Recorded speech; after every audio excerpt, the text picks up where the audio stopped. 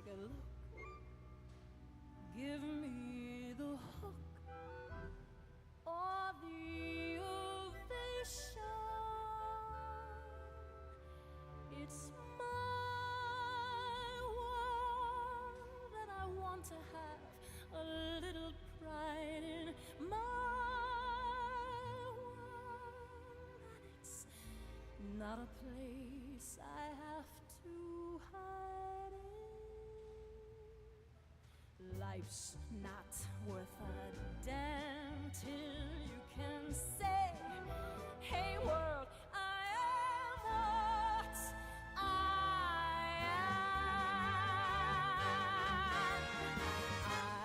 am what I am. I don't want praise, I don't want pity. I bang my own drum, some think it's noise, I think it's pretty. And so what if I love each sparkle and each spangle? Why not try to see things from a different angle? Your life is a sham till you can shout out loud, I am what I am.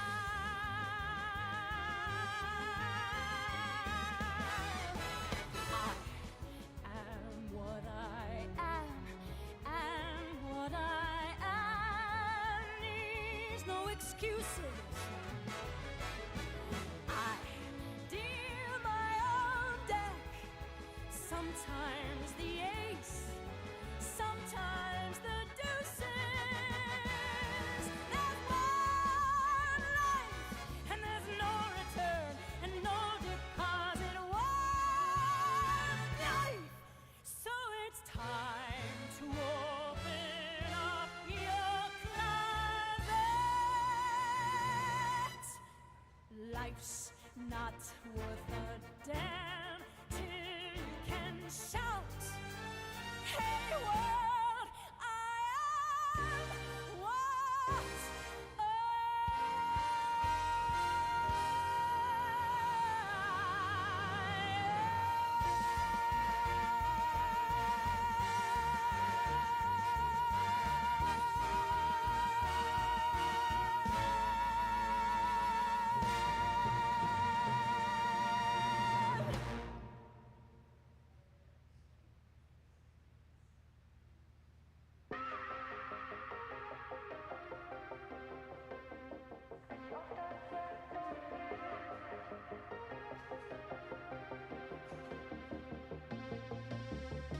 Rot-blaues Licht, Augen glänzen durch den Nebel. Im Glas Gin Fizz, alle tanzen, niemand redet. Dicht an dicht, fühlt sich trotzdem an wie Schweben, was wie auf Wolke 8. Und dann gibt's ein Shift und der Raum wirkt so viel heller. Mein Blick trifft dich und die BPM wird schneller. Lang geht's nicht, bis ich denke, kaum erzähle. Weißt du, wie schön du bist? Alles um mich dreht sich, verlier mich in deinem Rausch. Und du allein bewegst mich, genau was ich gerade brauch. Nur einen Schluck probiert und schon süchtig nach dir. Kann mich nicht wehren, nein, ich kann nichts dafür. Alles um mich dreht sich, ich auf das Zelt so ewig. Wir blockieren auf Fotobooth für ein kleines bisschen Zweisamkeit. Ich will dich küssen und auf Wände unseren Namen schreiben. Ich glaub wirklich, all die Sterne und Planeten standen genau richtig, damit wir uns begegnen aus dem Nichts.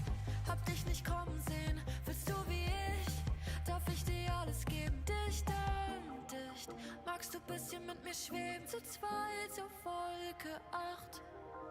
Alles um mich dreht sich, verlier mich in deinem Rausch. Und du allein bewegst mich, genau was ich gerade brauch. Nur einen Schluck probiert und schon süchtig nach dir. Kann mich nicht wehren, nein, ich kann nichts dafür. Alles um mich dreht sich, ich auf das Zelt so ewig.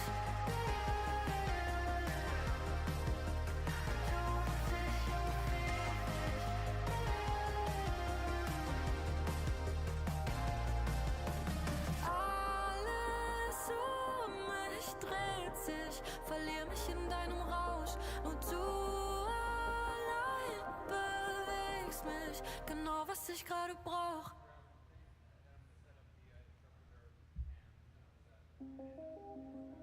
Coming out of my cage and I've been doing just fine. Gotta be down because I want it all. Started out with a kiss, how did it end up like this? It was only a kiss. Now I'm falling asleep and she's calling a cab while he's having a smoke and she's taking a drag. Now they're going to bed and my stomach is sick and it's all in my head, but she's touching his chest. Now he takes off her dress. Now let me go.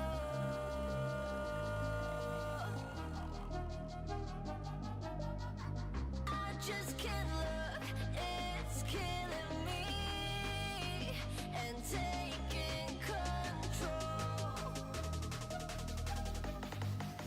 Jealousy turning saints into the sea, swimming through sick lullabies, choking on your alibis. But it's just the price I pay.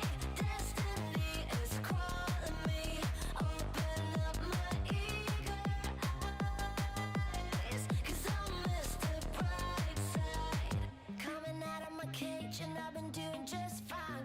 Gotta be down because I want it all. Started out with a kiss, how did it end up like this? It was only a kiss. Now I'm falling asleep and she's calling a cab while he's having a smoke and she's taking a drag. Now they're going to bed and my stomach is sick and it's all in my head, but she's touching his chest.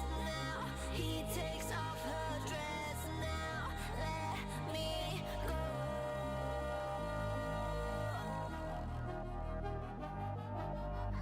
I just can't look, it's killing me and taking control. Jealousy turning saints into the sea, swimming through sick lullabies, choking on your alibis. But it's just the price I pay. Destiny is calling me.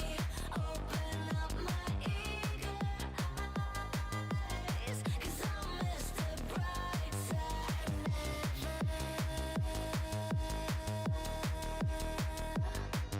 I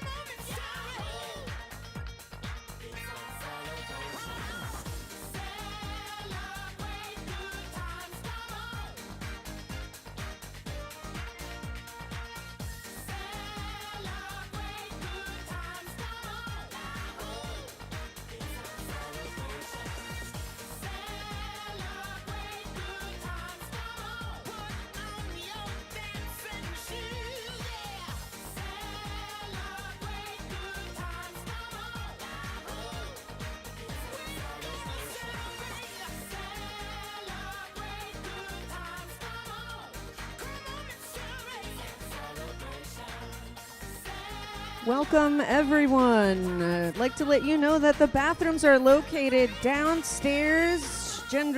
All genders allowed.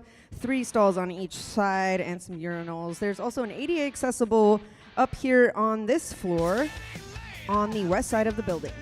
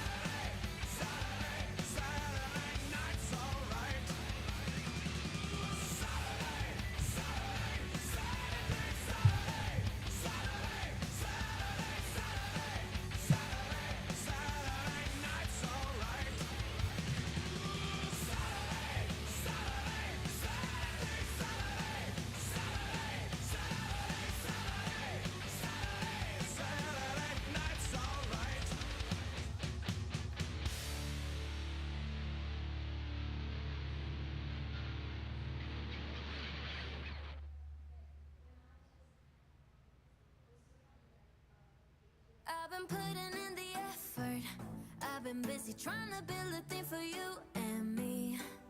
I've been putting in the effort, but the only thing you put in is your Baby, I'm one in a million. I turn your life into a kingdom. I'm at work, I multitask while you just sitting on your ass. Always making room for your plans. Do you even know the name of my friends? Baby, this is simple math.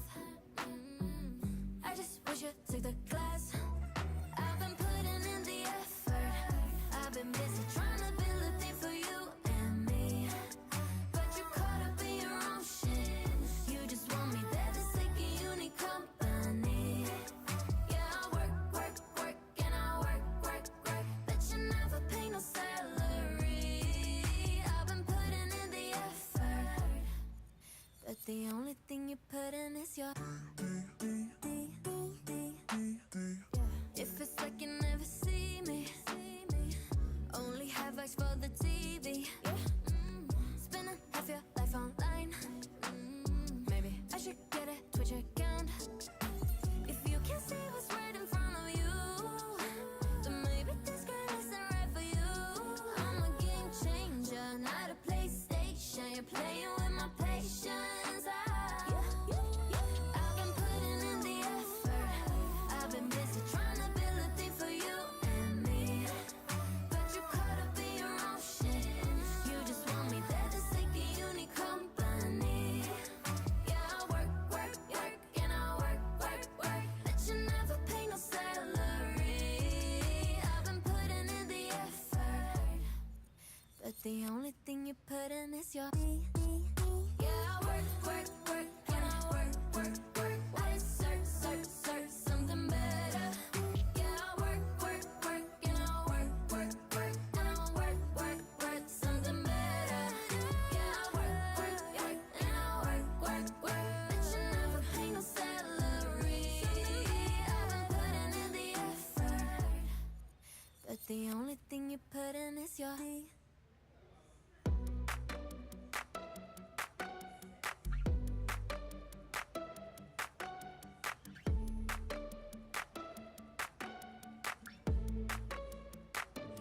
An arrow to the heart.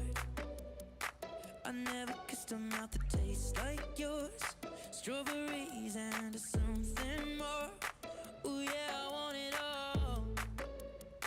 Lipstick on my guitar. Fill up the engine, we can drive real far.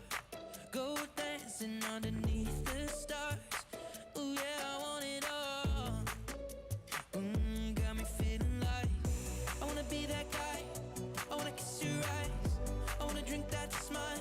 I wanna feel like my soul's on fire. I wanna stay up all day and all night. Yeah, you got me singing like, ooh, I love it when you do it like that. And when you're close up, give me the shivers. Oh baby, you wanna dance till the sunlight cracks. And when they say the party's over, then we'll bring it right back. And we'll say, ooh, I love it when you do it like that. And when you're close up, give me the shivers. Oh baby, you wanna dance till the sunlight cracks. And when they say the party's over, then we'll bring it right back. Into the car, on the backseat in the moonlit dark. Wrap me up between your legs and arms. Ooh, I can get enough. You know you could tear me apart. Put me back together and take my heart. I never thought that I could love this hard. Ooh, I can get enough. Ooh, you got me feeling like I wanna be that guy. I wanna kiss your eyes. I wanna drink that smile. I wanna feel like my soul's on fire. I wanna stay up all day and all night. Yeah, you got me singing like, ooh, I love it when you do it like that. And when you're close up, give me the shivers. Oh baby, you wanna dance till the sunlight cracks. And when they say the party's over, then we'll bring it right back. And we'll say, ooh, I love it when you do it like that. And when you're close up, give me the shivers. Oh baby, you wanna dance till the sunlight cracks. And when they say the party's over, then we'll bring it right back. Baby, you burn so hot, you make me shiver with the fire. You got this thing you started, I don't want it to stop. You know you make me shiver. Baby, you burn so hot, you make me shiver with the fire. You got this thing you started, I don't want it to stop. You know you make me shiver. Yeah, you got me singing like, ooh, I love it when you do it like that. And when you're close up, give me the shivers. Oh baby, you wanna dance till the sunlight cracks. And when they say the party's over, then we'll bring it right back. Oh no, say, ooh, I love it when you do it like that. And when you're close up, give me the shivers. Oh baby, you wanna dance till the sunlight cracks. And when they say Welcome, everyone. We're going to get started in about 1 minute, and I'd love to remind you about the bathrooms. There are 3 on either side of the rotunda down the stairs, as well as a sensory space on the east side of the building. There's also an ADA accessible bathroom right up here on the west side of the building.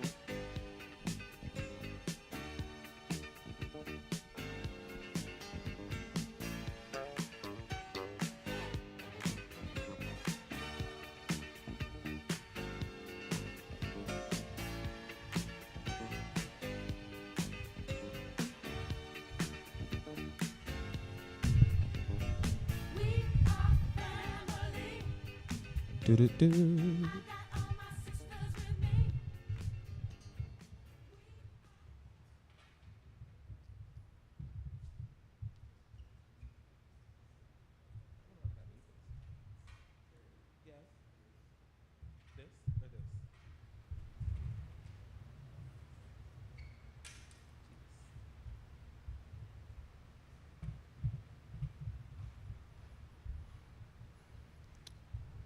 Are we live? Hello, beautiful people. Hello, hello to our YouTube landers. This is our first event. Yes, there's not a lot of folks here for our people who are watching digitally. However, we're still going to make this happen because this information needs to get out. We got some amazing speakers today, and here we are. So hello, everybody. My name is Mix Trinity Wilson, and I am the project coordinator of Well Yes Philadelphia Task Force. Well Yes Philadelphia Task Force was started about 2 years ago, but they didn't have a name when I came on a year ago. And I work with my cab, and it was actually a black trans woman who came up with the name. So I think it's important that, for history's sake, that we make sure people know that. Our cab is derived of black and brown, queer, trans, lesbian, all over the diaspora of queerness and transness, but specifically 15 to 24-year-olds who are looking to make a change in the community, right? Who are looking for an opportunity to be able to learn more so that way they can give it back to their peers, and that's what you'll see today. One of the things that you'll see is gonna be our community health needs assessment give back, and that's gonna be us and our community advisory board actually telling y'all about the results and about what we learned from it, and then we're gonna be asking y'all feedback. So y'all folks who are watching online, if you wanna give us feedback in the comments to the information we're talking about, we'll definitely appreciate it, and please share it out because we wanna make sure everybody knows what's going on today.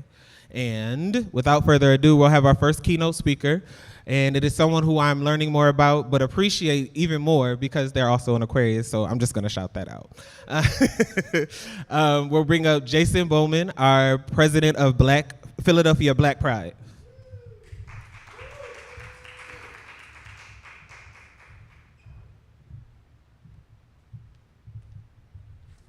Good morning, everybody. Good morning. My name is Jason Bowman. I'm a proud black gay man, a celebrity makeup artist, a digital organizer, a ballroom icon, and I currently serve as the president of Philadelphia Black Pride. Before that, I was the vice president of Philadelphia Black Pride for 6 years, and today I'm here wearing all of those hats, but most importantly, I'm here as someone who believes deeply in you, our youth, and our future. It is not lost on me how powerful this moment is to stand before so many young people, change makers, dream makers, dreamers, and doers, to speak life into the legacy that we are continuing to build. Oh, I was gonna say next slide. Philly Black Pride is more than an event. It's a movement. It's a movement rooted in resistance, love, and liberation. It began over 25 years ago because mainstream pride wasn't cutting it for us. It wasn't built for black people. It wasn't affirming of queer and trans folks of color. And it certainly didn't speak to our full humanity. So our elders, Darina Curry, Michael Henson, and Tyrone Smith, created something of their own, a celebration that made room for our culture, our language, our music, our faith, and our love.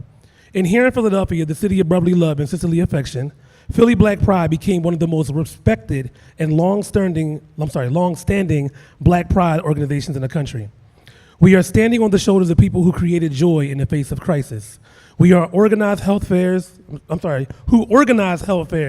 in the middle of an HIV epidemic, who dared to vogue, to pray, and to build spaces that said we matter and we deserve more. And most importantly, we're not going anywhere. When I stepped into leadership as vice president, I made a promise to modernize the movement while honoring its roots. I expanded our digital footprint. I brought storytelling and tools to speak to this generation from Instagram, TikTok, live streams, and digital panels. Also, we just hit 10,000 followers on Instagram yesterday, so that's very exciting. But I did that because I knew people were online and deserved to see themselves and reflected there too. It also helped shift how we partner with the city. We went from simply celebrating and collaborating with public health departments, HIV testing orgs, food access programs, and community centers. I helped secure grants, pitch sponsorships, and tell our stories in ways that moved hearts and resources.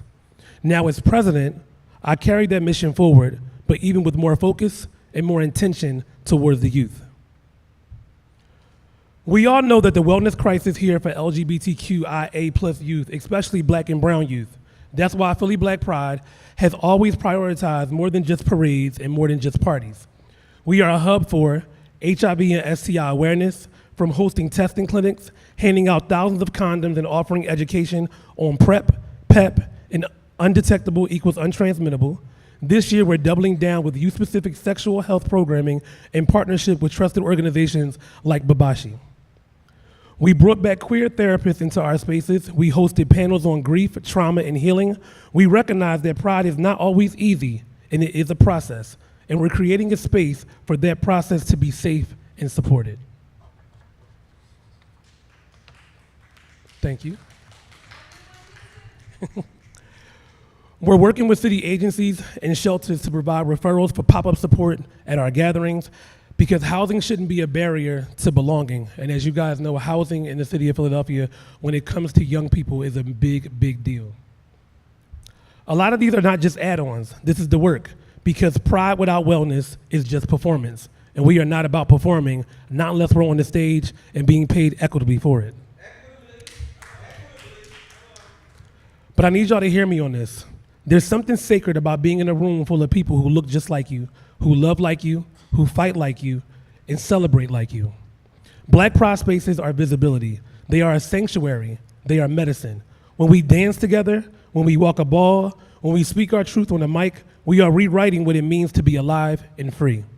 That's why Philly Black Pride curates spaces like the Onyx Ball at this year's Roots Picnic, Kiki Alley at Philly Pride 365, and workshops for creatives and change makers, because these spaces just don't entertain, they restore. Because resilience does not happen in isolation, it's built in community. But let me speak directly to the youth that is in this room and also online. You guys are not the future, you are the now. You've always been leading, even if nobody gave you a mic. That's why we're changing that at Philly Black Pride. We are building a youth advisory council so that voices can shape our agenda and not just get invited, but they're also at the helm deciding how programming is created. Workshops and wellness clinics tailored specifically for ages 13 to 24, from gender affirming care to art therapy to digital organizing. Mentorship pipelines so that you can step into leadership with performance and public health wherever your passion leads. We're launching scholarships and grants under the Michael Henson Mission Grant, which applications actually open July 1st, to support your dreams, because we believe in putting money where our mouth is. Even when it comes to the Michael Henson Mission Grants, the Michael Henson Mission Grants were funded by our nightlife partners that decided that they wanted to make sure that money was used from Black Pride that they put towards the fund to give back to community. So I want to always thank and uplift our nightlife spaces. We are not waiting for the next generation to come of age. We're handing it to you. We're handing you the keys now. So I will leave you with this. I have been marching, I have been screaming and yelling for years. I used to be you, the kid trying to find their people, the voice that was lost in the night, the young creative dreaming of building something bigger, the voice that sometimes was too bold for the room. But what I learned in this, the rooms that can't hold your truth are too small for your purpose. So you build new rooms, fill them with your brilliance, and know that Philly Black Pride will always have your back. This work is not easy, but this work is worth it. You are worth it. We are worth it. Thank you for letting me stand in this space. Thank you for the work you've done, and thank you for the work that you will continue to do. Let's keep building, let's keep thriving, and let's never forget, our pride is Black. Our pride is powerful, and our pride is just getting started. Thank you.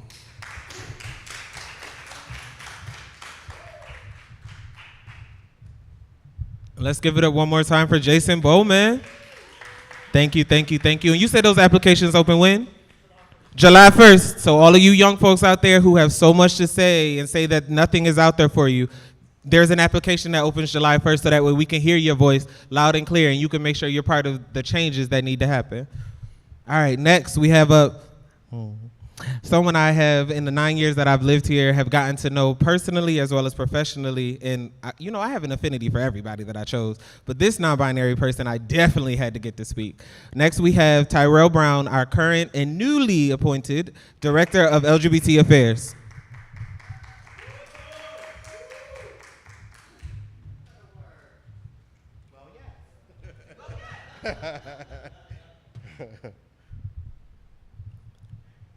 Good afternoon, everybody.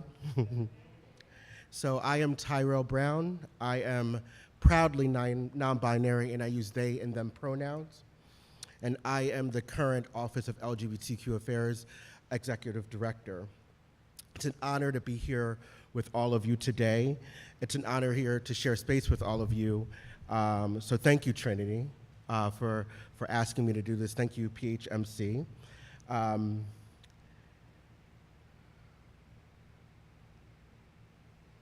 Sorry, it's on my phone. I don't have to tell you all right now that we are currently on the front lines of what some may see as the greatest challenge of our lifetimes. We are bearing witness to unprecedented cruelty, mendacity, love of mediocrity, and short-sightedness. It's a worrying time with seemingly a labyrinth of news and challenges piling, perhaps as we sit here and as I speak. But where do any of us start? Where do we fit in this? Is there hope? Is the advocacy that we've performed in the past going to move forward with glossy new campaigns that historically do have some impact, but sometimes still leave us with tons of unmet need? Or will we meet this moment to call each other in, pull each other in to address the deep and pressing personal questions about how we can really make tangible impacts in the lives of our community? Before I get into any of that, let me share a few things about me personally. I'm 43 years old. I'm one of 4 children. I grew up in a poor household. I've survived homelessness. I'm HIV positive and institutionally undereducated. That is, I don't have a big formal degree that qualifies me to do the work that people say that I should be doing. But I'm tenacious. I'm a dog with a bone. I have pushed myself into spaces that many would suggest that I do not belong in. Life for me, just like all of you and many of our stories that we share, was not easy as a queer young person growing up. And I share all of this as a testament, not as, because I would rather it be a testament, not written on a tombstone. We are facing all these challenges, and the essential question of how we can move forward is to ensure that equity and justice in health and human services move far beyond being abstract goals to being a praxis and an engine that yields tangible results every moment of every day, because that's what we deserve. So what does this all mean to us who are in advocacy work or who want to be in advocacy work? How do we chart a path forward, and where do we all fit in? Where does advocacy for things like housing, our identities, health and wellness fit in with all its intersections? And how are institutions equipping themselves to navigate these challenging times to protect the most vulnerable as we move forward? The goal for my office has not changed. That is, we are creating a Philadelphia every single day that is safer, cleaner, and greener, more fair, more equitable, with more visibility for LGBTQIA+ individuals, especially our youth. What informs my office's practices are principles of love, compassion, empathy that comes from the heart and our lived experiences. But what if the valves for all of these things in the heart aren't working properly? I think that is the essential challenge that we're facing right now. And what if that heart isn't pumping life into advocacy and into policy? What do we do in a world of advocacy where the heartbeat seems slowed or stopped in this moment in time when we are being called to step up to the challenge? The answer, in my estimation, before policy is for us to rise up, is to take a step forward from wherever you are, help someone in need without excuse, and allow for that to be an example for those around us to be inspired to do the same. After that, there are plenty of tangible actions that everyone can take to challenge legislation.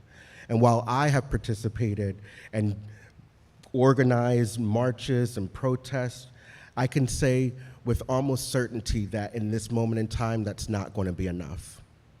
We have to commit to bonding at a deeper level, getting to know our community at a deeper level. We must exercise all of our diverse talents, creativity, and commit to a scale of organizing that many have never seen before in our lifetimes. Our actions must meet the diverse needs of this moment. We must use every tool within our belt, from lobbying to donating food to mutual aid initiatives that already are doing the work out there, and just joining them and making them more robust. I've talked often about this recently, is that when you volunteer to support organizations like Black Pride, or you'll hear from Galay a little bit later on, sometimes just answering the phone and being there to answer the phone for a couple of hours allows for these leaders in these spaces to be able to create the programming and to be able to stretch their capacities to do even more for the community. And the good thing about it is you learn administrative skills, you learn how to organize, and you also get involved in community. And the payback on that is a catharsis. So you may not always get a dime or a dollar with it, but you will get something that is much more valuable. You will get experience, you will get to bond with community, and you will be able to experience the power of love and generosity that we have all cultivated in our communities for decades while we were surviving challenges in the past. In my heart of hearts, we must end the sideline hustle. We have to end the sideline hustle. That is, too many of us are narrating and describing the problem. Too many of us are sitting on the sidelines critiquing people that are doing the work rather than getting on the playing field with us and helping us move the ball down the field. Go Birds. Go Birds. It's never sufficed, and I just want to make that clear. It's never sufficed as advocacy. And in moments like this, it stands out even more as insufficient. So let me say again, I can't say enough, and it has to be repeated again, that we are facing challenges that are unprecedented. And that I say that because it's a call in to action. Join us while we're standing up and organizing. Nothing is wasted right now. Not one piece of energy is wasted. Joining to support an arts initiative, joining to just bonding with community, showing up to what people are creating are things that are invaluable right now. Being together is a resource, as Jason said earlier.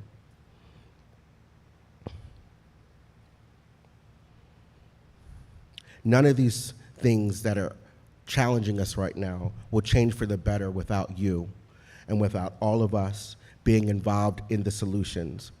Our work looks like deeper, more intentional, and more indiscriminate love for our communities and for ourselves. This era of advocacy in Philadelphia starts today, and it will look like you, and it will look like all of us, and we will shape this. That's only if we are willing to challenge ourselves, to commit to exercising humility, curiosity, and learning, identify our individual personal stakes, know yourself authentically, and step up into volunteerism and into action. I can't say enough that We just built these organizations, we built these institutions as ourselves in our communities. We built them, and we didn't always have four walls and a roof. We didn't always have a brick and mortar. We didn't even always have paychecks. Sometimes it was just someone's kitchen table that we were organizing around. There was not money in this in the 80s when we were saving people's lives tooth to nail from HIV and AIDS and deaths. We were doing this because we cared about each other, not necessarily because it was going to be followed by a dollar. Right now is the time to step up into action and to join us in this fight. If we are willing to challenge ourselves and commit to humility and curiosity and love, the bounds in this rubber band effect, this bounce back is going to be greater than anyone's ever imagined. So I can't wait to join you all in this fight as we go forward. Thank you again for having me.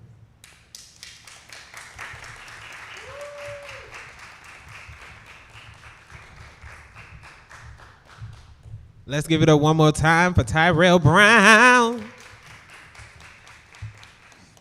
All right, beautiful people. Next, I have the lovely pleasure of bringing up someone that in 2016, when I first moved here, I met. And she was not the powerhouse in the way that she is now. In the way that I've gotten to watch her grow, I've gotten to see her elevate, even just in the position she's held within the city to support her community, because she understands what it's like to be on the other side of the table. To be able to be at a flag raising and see her tell the community, should I say, that she is now the director of programs was one thing. But when I saw that she was given the interim executive director of Galé, I said, oh, I just need her up here to speak, because you are not only a living testimony, you are the testament of how young folks can start within this work and just be a volunteer and move on up the ladder. So without further ado, I would like to give it up for Hazel Edwards, the interim executive director of Galé.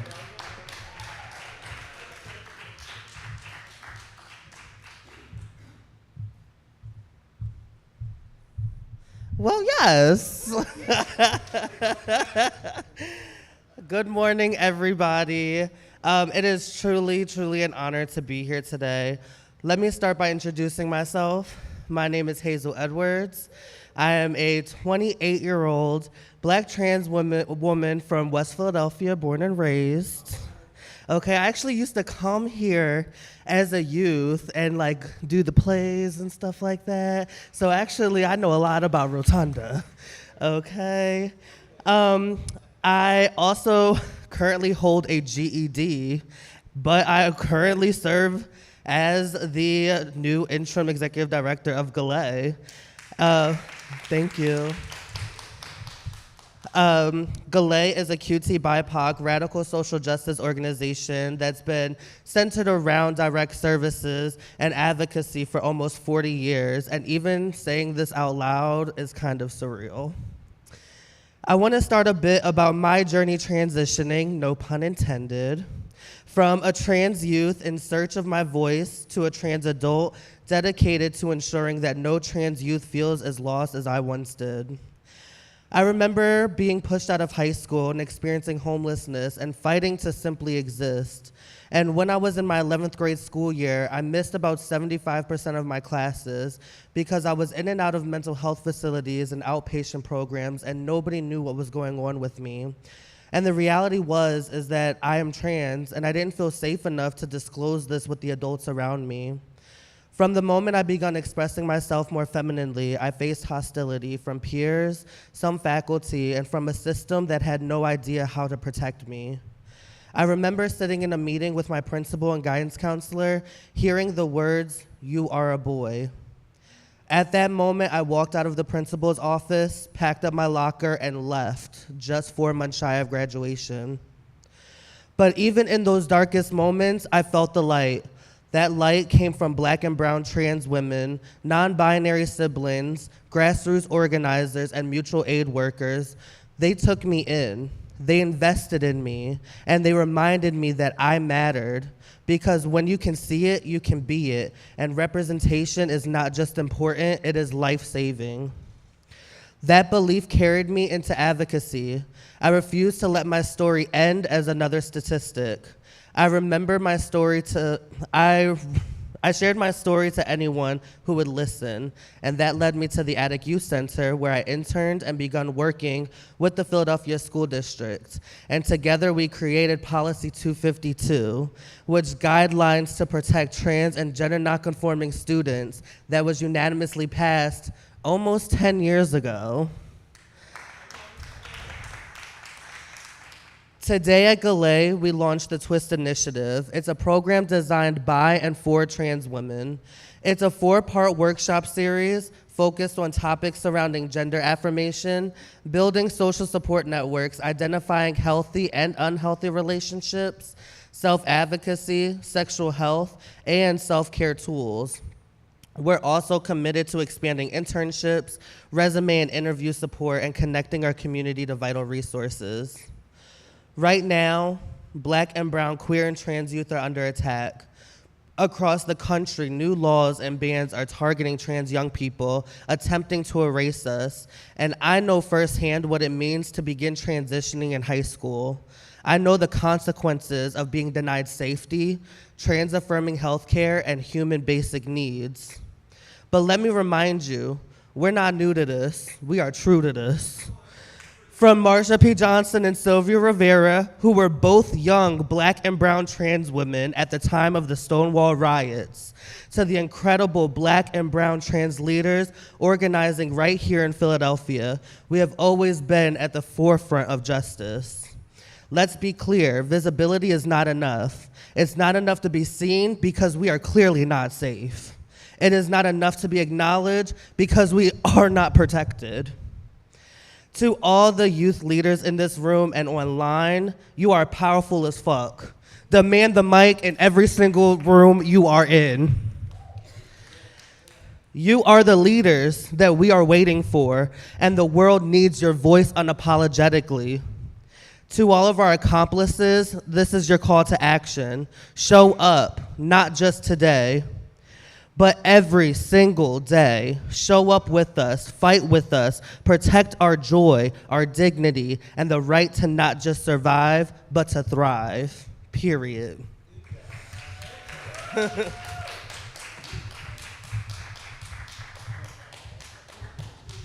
Well, period then, Pooh. That's it. You just gonna walk up and say, I get it. You sashay, you did that. All right, y'all. Let's give it up one more time for Hazel Edwards. And congratulations on launching a new program. Yes, yes, yes. Next and final, we will have someone who I have gotten to know, but honestly have really loved being able to see you in the community, being able to see that you are someone who doesn't just talk about it and has truly lived it and is about it. I want to bring up next our council member at large, Rue Landau.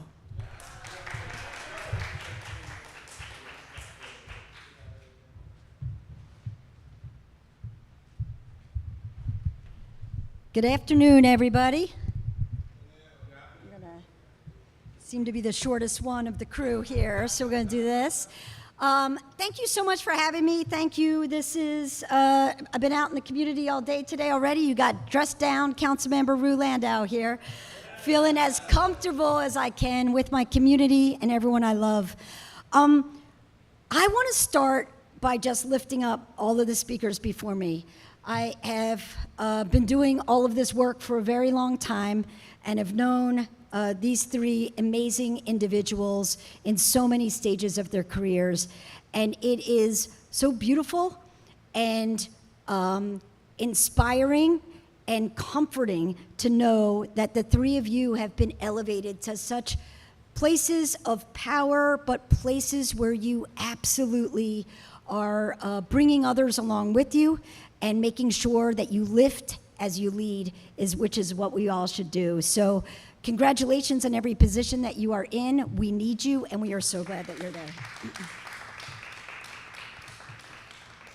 So I'm a Philadelphia City Council member. I'm one of 17, and I represent everybody in the entire city. I am at large. I represent the entire city. I'm our first, I am our first openly LGBTQ councilperson in Philadelphia. It took Philly long enough, but we are finally here. And as I lift, as I lead, I promise you I am not the last. The door is wide open, and I can't wait to bring others. Let's do it. I want to tell you a little bit about my history so I could tell you where I come from in this work. I started my activism in college, but particularly after college in Philadelphia with ACT UP. It was the early 90s. We were fighting in the AIDS crisis at the time, and we were demanding from the federal, state, and local government not only access to health care, but anything that they could do for life-saving drugs and medication, access to social services, and absolutely, positively a demand of eradicating discrimination against people with HIV and AIDS. In Philadelphia, we had situations where an EMT would come out to someone's house in an ambulance for an emergency and not want to pick them up because they knew that they had HIV. We also had situations where the trash collectors were not picking up the trash of people's houses who had HIV and AIDS. It was only lawsuits in Philadelphia that made these discriminatory bad actions stop, and this was also part of my incentive and my vision and my work with ACT UP and the Kensington Welfare Rights Union, demanding housing and health care and access to social services that got me to go to law school. And I went to law school knowing I just wanted to do public interest work. I just wanted to make sure that some of the atrocities that I was seeing throughout Philadelphia would not happen to anybody else. I worked at Community Legal Services for a decade, doing housing work, representing low-income tenants, and then was appointed by Mayor Nutter and then Mayor Kenney to run the city's Commission on Human Relations and the Fair Housing Commission, our civil rights and housing enforcement agencies. And that is also where the extra work for our community began. You know, I was a part of, we have a fair practices ordinance in Philadelphia. It's a civil rights law, a very strong law when you look at the standards throughout the country that protect people from discrimination on a whole host of categories, from race to religion to sexual orientation and gender identity. And we in Philadelphia included those categories, sexual orientation in 1982 and gender identity in 2002. That means you can't be discriminated against in employment, housing, places of public accommodation. In any place that's open to the public, we in Philadelphia affirmatively decided that we will not allow you to be discriminated against. That puts us at the forefront in Philadelphia, but those are laws that are protecting you, and that doesn't always match with real life. But I was so proud at the commissions to make those laws stronger and to also beef up all the work we were doing at the Fair Housing Commission. It was during those times that I helped to work, and this is when I first got to know Hazel, to work on Policy 252 with the School District of Philadelphia, where we made sure there was also a policy with great leaders and advocates in Philadelphia, making sure there's policies that the police know what to do when they encounter somebody who's non-binary or transgender. That we make sure that we are buttressing the laws to make sure that when people leave school, young people leave school, and they go to an after-school program, that they also are protected at the after-school program, where they will have a policy, a bathroom policy, and policies that make sure that people are identified by their pronouns. All of this work, what took a village, our incredibly strong village to build up. And what have we been saying over all of these years? We are an incredibly beautiful community. It is one big crazy family. We are strong, we are talented, we will protect each other. And this entire time we have been lifting up the youth and saying, please live your authentic lives. There are so many ancestors we've talked about already who have broken down the doors, and we have said, live your authentic lives.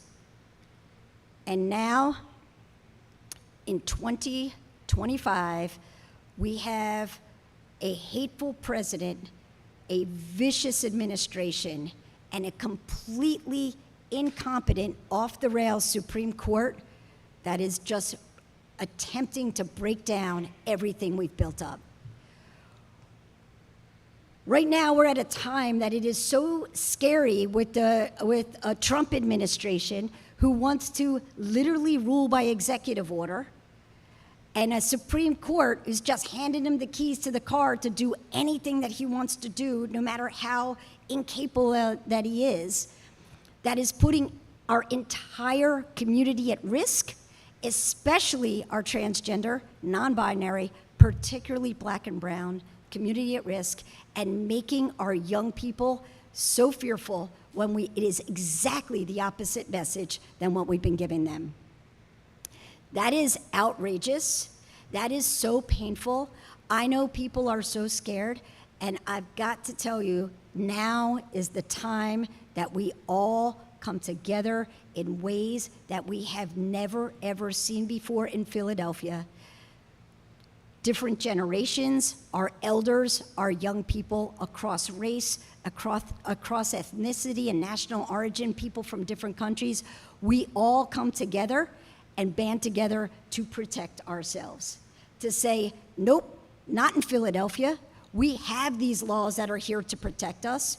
We are not going to ban our books like the Supreme Court just said that you are not, that people are not allowed to keep their children away if there's even any LGBTQ book discussions.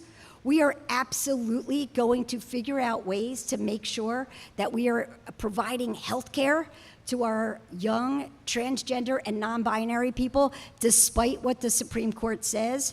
We in Philadelphia are going to take care of Philadelphia, and we all are going to do it together. My office, I will take claps for that because I am with you.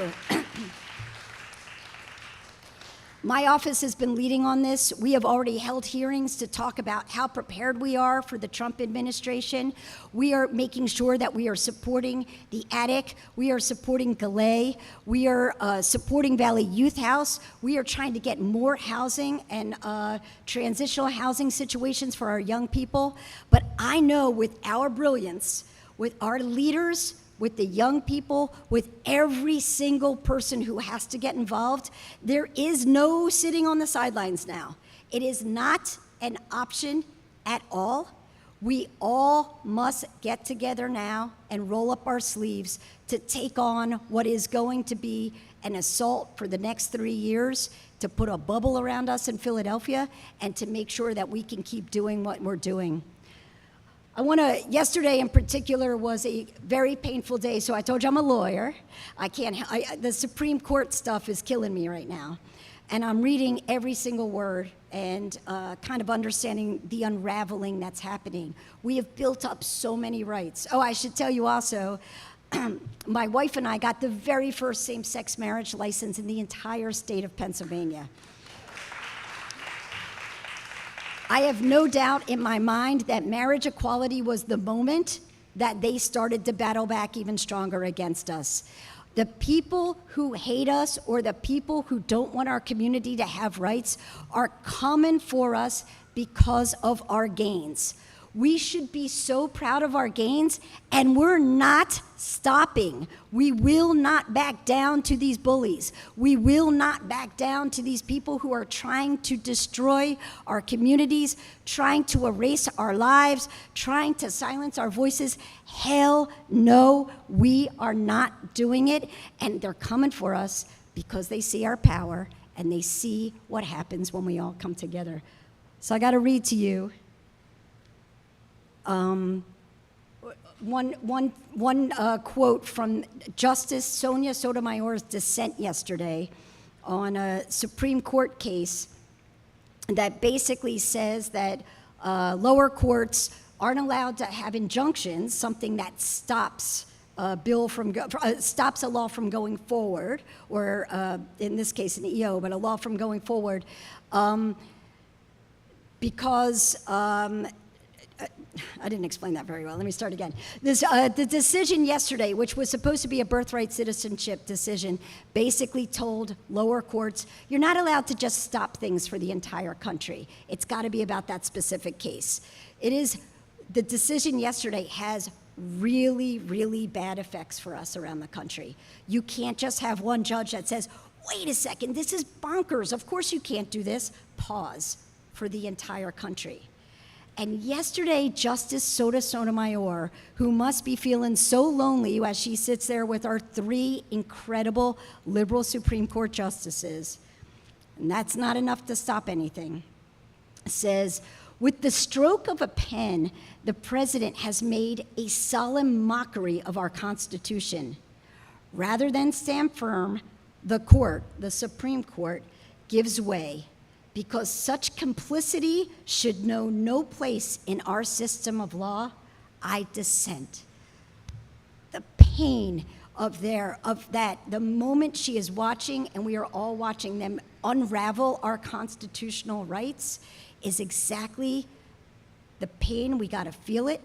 We got to know it. We got to all take care of ourselves and each other.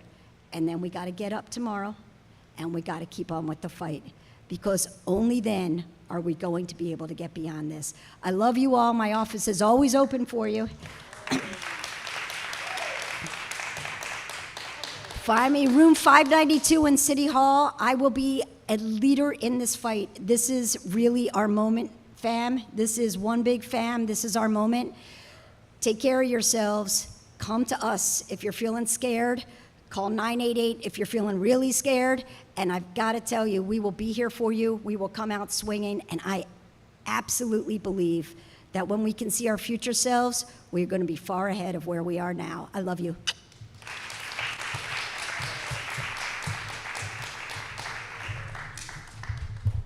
Let's give it up one more time. Oh, this is louder. Let's give it up one more time for Rue laying down. All right, folks. So I'm just going to give y'all a brief run of the day, and then we'll take a quick break, and we'll come back live a little later for our folks online for our next presentation. So our day at a glance. Next up will be our CHNA results. And again, that is the Community Health Needs Assessment that the Well Yes Community, it's a long name. Sorry. The Well Yes Philadelphia Task Force did in the community last year. And we're going to be giving you all the results for that. And that is going to be next. And then after that, there will be Department of Behavioral Health and Intellectual Disabilities will do a presentation called Real Talk, Our Stories, Our Strength. Well, they'll be talking about, from a mental health perspective, about the things that are going on now, but also how you can find community and heal, and so you don't feel alone and know that you're not. And then next, after that, we will have, thank you. Next, we will have a showcase of something that I'm a part of, but also really proud of, by the Attic in collaboration with the Living in Color Project. That'll be done by Roscoe Scott and the project participants. And then after that, we will have Prevention Meets Fashion do social justice in fashion. So for now, please go see our vendors during the Recharge Row, talk to each other, mix and mingle. I see a lot of folks here from Philly Black Pride. Please talk to them about that application so that way we can make sure that the young folks are in charge of what they want to see and what they want to do. Thank you. If you need the bathrooms, there's an ADA accessible one up here on the west side of the building, and there are 3 on either side of the building downstairs. There's also a wonderful exhibition on Philadelphia neighborhoods on the east side of the building.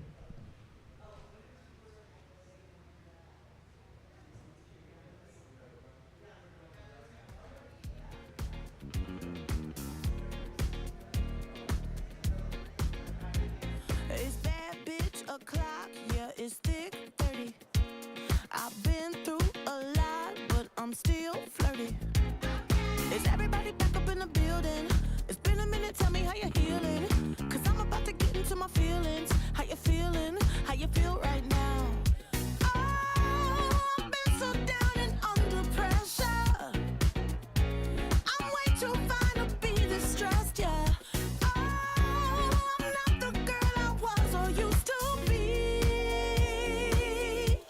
Bitch, I might be better. Turn up the music, turn down the lights.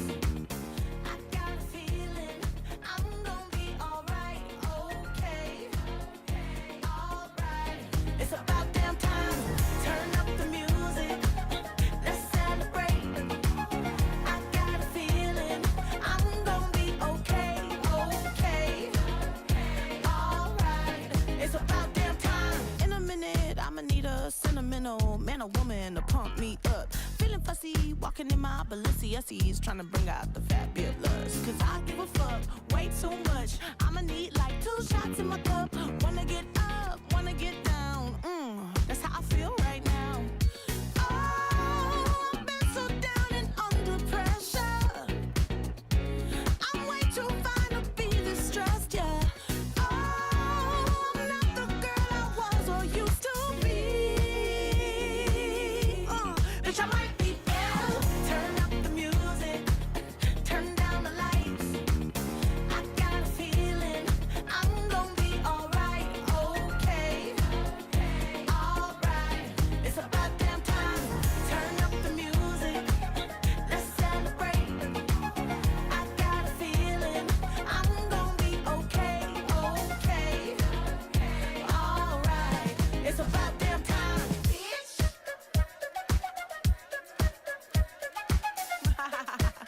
Cause you know what time it is. I'm coming out tonight. I'm coming out tonight. I'm coming out tonight. I'm coming out tonight. Woo. I'm coming out tonight. I'm coming out tonight. Okay. Oh, bitch. Yeah, yeah. It's about damn time.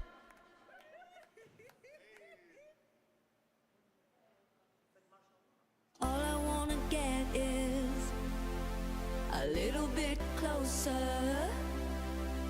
All I wanna know is, can you come a little closer?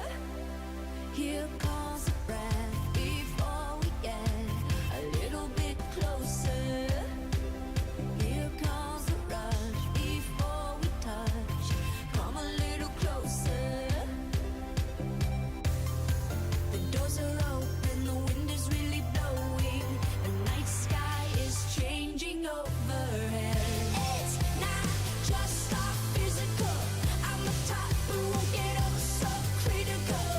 So let's make things physical. I will treat you like you're oh so typical. I will treat you like you're oh so typical. All you think of lately is getting underneath me. All I dream of lately is how to get you underneath me. Here comes the heat before we meet a little bit closer.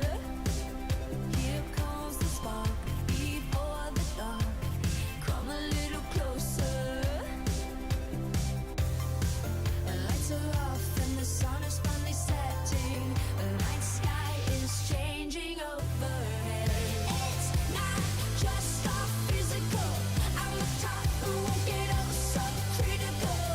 So let's make things physical. I will treat you like you're all so typical. I want you close. I want you. I won't treat you like you're typical. I want you close. I want you. I won't treat you like you're typical.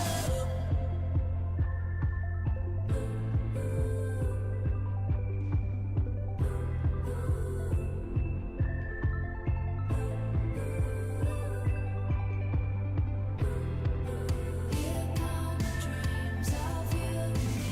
Here come the dreams. Here come the dreams of you and me. Here come the dreams. It's not just our physical. I'm the type who won't get up so critical. So let's make things physical. I will treat you like you're all so typical. I want you close. I want you. I won't treat you like you're typical. I want you close. I want you. I won't treat you like you're typical.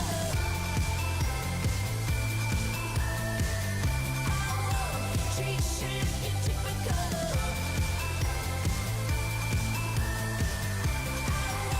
Treat you like you're typical. All I wanna get is a little bit closer. All I wanna know is, can you come a little closer?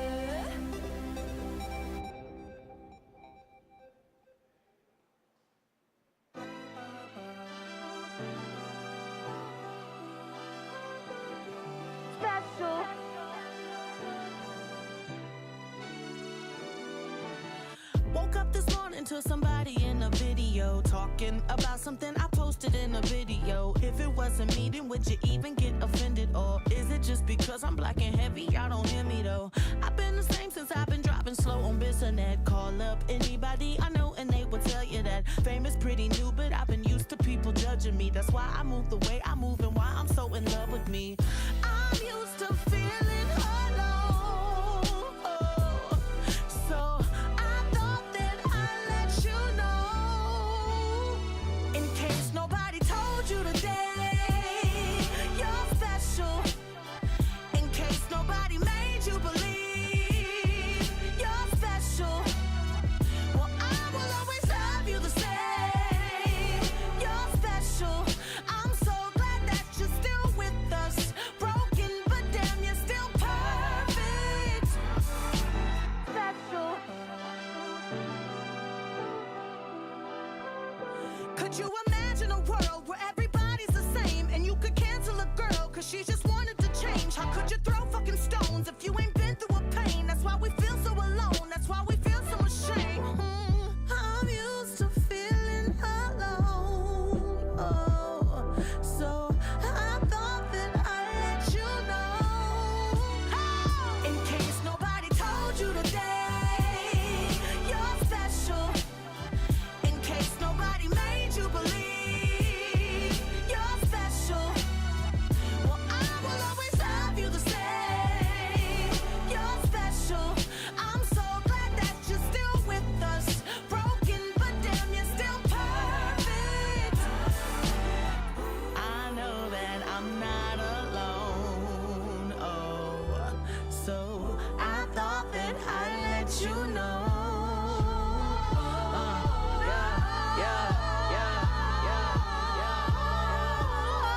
In case nobody told you today, you're special.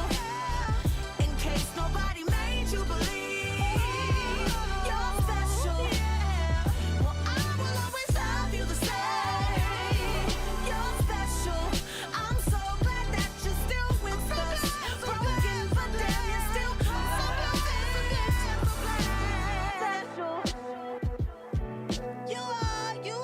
You are so special. Hey. Often I am upset that I cannot fall in love, but I guess this avoids the stress of falling out of it. Are you tired of me yet? I'm a little sick right now, but I swear when I'm ready I will fly us out of here.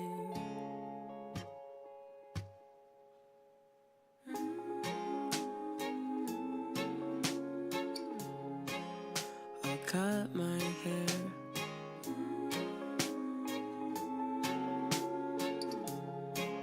to make you stare.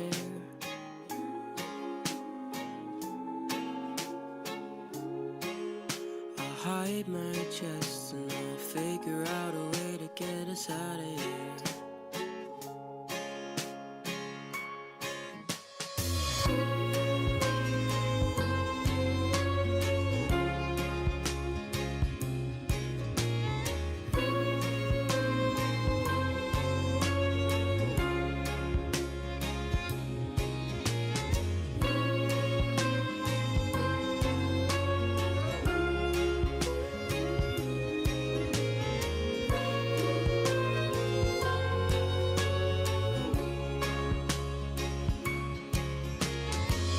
Turn off your porcelain face. I can't really think right now in this place. There's too many colors, enough to drive all of us insane. Are you dead? Sometimes I think I'm dead, 'cause I can feel ghosts and ghouls wrapping my head. But I don't wanna fall asleep just yet.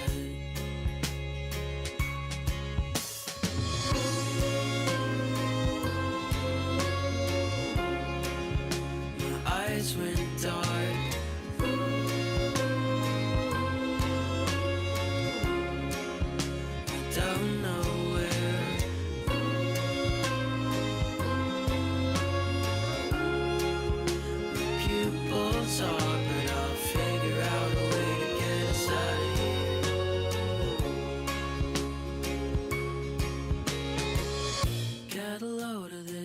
monster.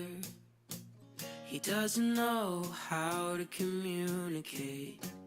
His mind is in a different place. Will everybody please give him a little bit of space? Get a load of this train wreck. His hair's a mess and he doesn't know who he is yet. But little do we know the stars welcome him with open. Get a load of this monster. He doesn't know how to communicate. His mind is in a different place. Will everybody please give him a little bit of space? Get a load of this train wreck. His hair's a mess and he doesn't know who he is yet. But little do we know the stars welcome him with open arms.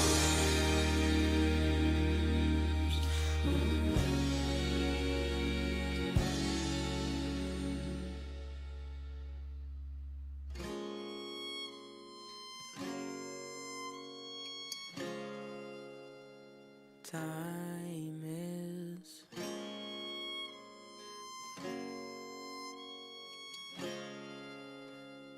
slowly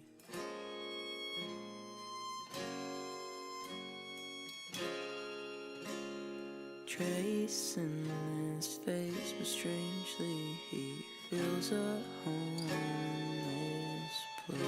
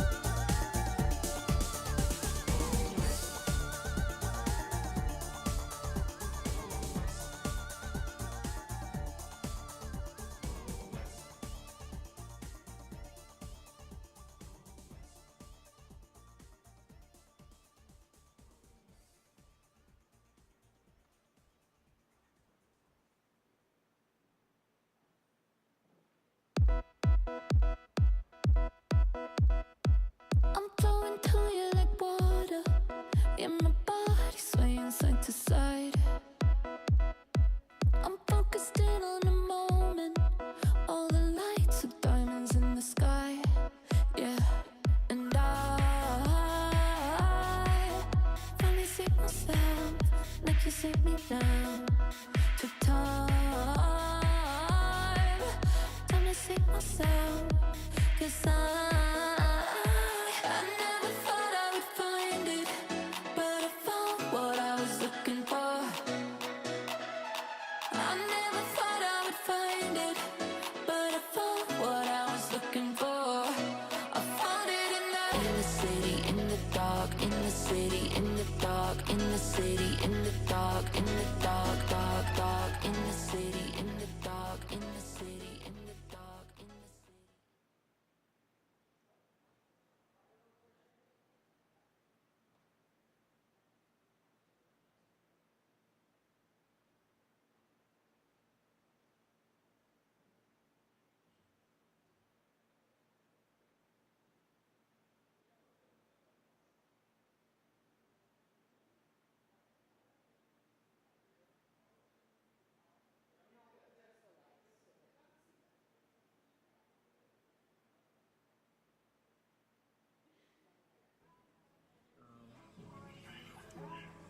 So, this is my coming out story.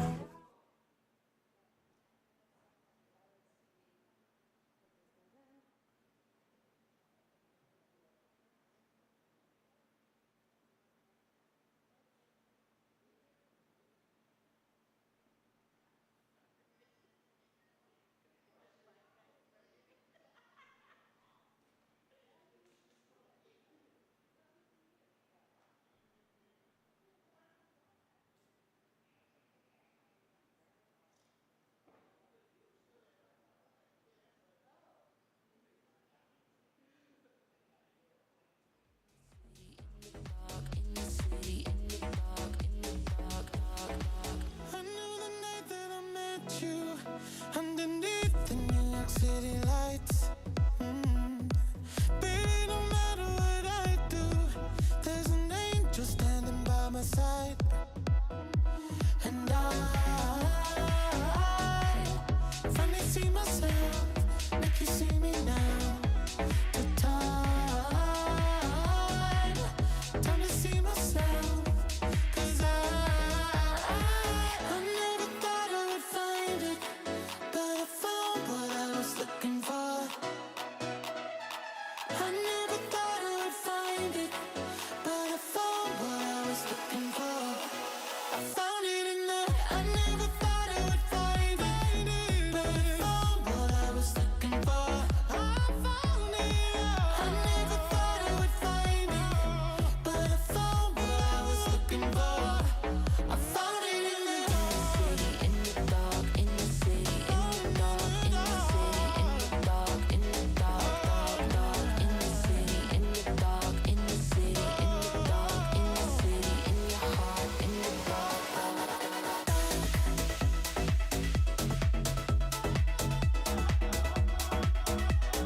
Found it in the dark.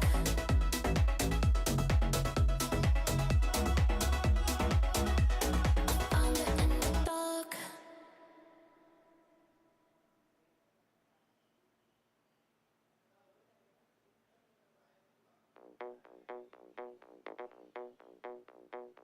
Sbagliare un calcio di rigore, suonare prima di col play. Forse sì, forse no, almeno tu hai sempre ragione.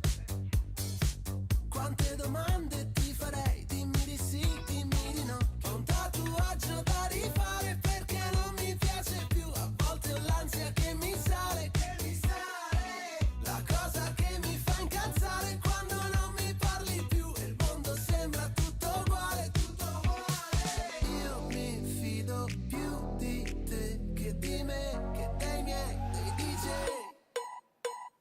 Presto che non resisto, Italo disco, scusa se insisto, questa notte è quello che preferisco. È un chiodo fisso, un imprevisto per far l'amore. Questa non è Ibiza, festival bar con la cassa dritta. Ti sto cercando ma è nebbia fitta. Ti giuro se ti penso la mia testa suona, suona. Io sto distratto e tu sei seria. Ognuno tra i pensieri suoi. Forse sì, forse no. Mi parte il basso dei Righeira. Se vado incontro agli occhi tuoi, la cosa che mi fa incazzare è quando non rispondi più. E a volte ho l'ansia che mi sale. Io mi fido più di te che di me, che dei miei, dei DJ. Presto che non resisto, Italo disco, scusa se insisto, questa notte è quello che preferisco, è un chiodo fisso, un imprevisto per far l'amore. Questa non è Ibiza, festival bar con la cassa dritta, ti sto cercando ma è nebbia fitta, ti giuro se ti penso la mia testa suona Italo disco.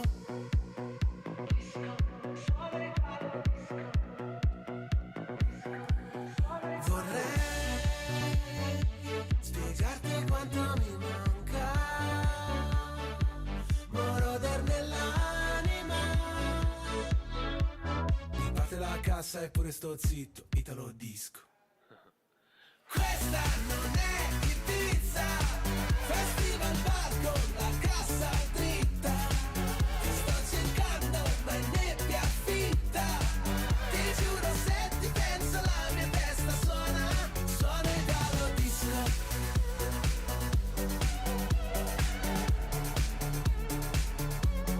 Suona Italo disco.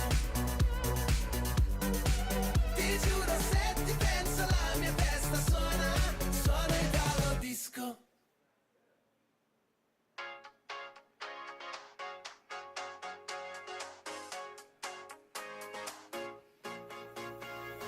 First I met this guy called Chris, I was new to this, I ain't never been kissed like that. I was just a clueless girl with a lot to learn. He thought it was a real big flex, that his so-called ex hit him up with text all night. Guess I should've trusted my mom, she's a run, don't walk. So now I always do this. I go catch feelings, then I lose them just as quick. I start to think my heart is ruined. When I look closer, I found one more thing to fix. That's when I get the ick. Fuck up ones and know that's it. All them boys that make me sick, yeah, they all give me the ick. Get the ick. Fuck up ones and know that's it. All them boys that make me sick. That's when I get the ick. Fuck up ones and know that's it. All them boys that make me sick, yeah, they all give me the ick. Get the ick. Fuck up ones and know that's it. All them boys that make me sick. Ask if. Then it was this guy called Mike, he was just my type with a body so tight, He never wanna spoon at night, so I said bye-bye. Baby, bye-bye. Ran into this guy called Joe with a summer glow, thought him out my snow away. But I never found my, so I had to dip. So now I always do this. I go catch feelings, then I lose them just as quick. I start to think my heart is ruined. When I look closer, I found one more thing to fix. That's when I get the ick. Fuck up ones and know that's it. All them boys that make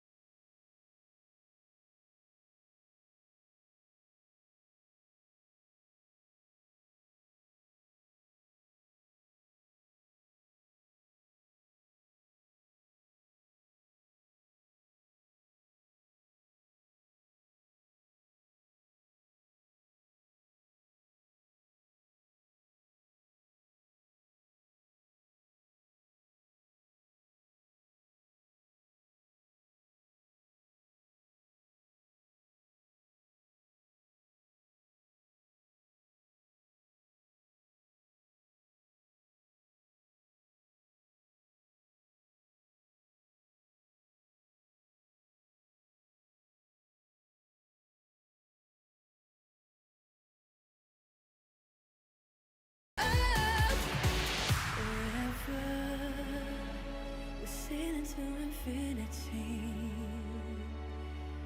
We're higher, we're reaching for divinity.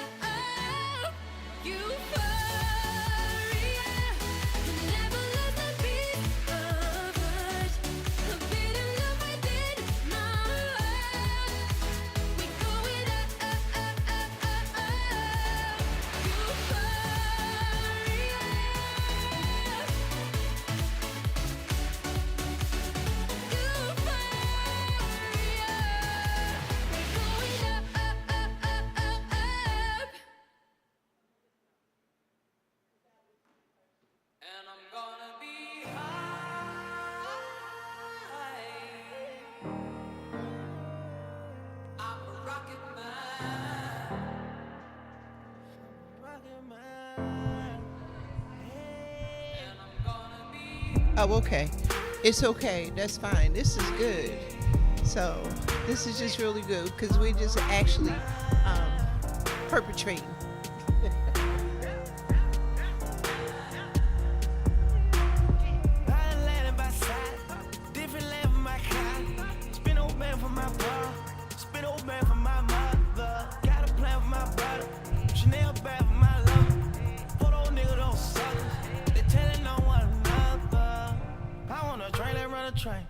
She won't bang, just let her bang.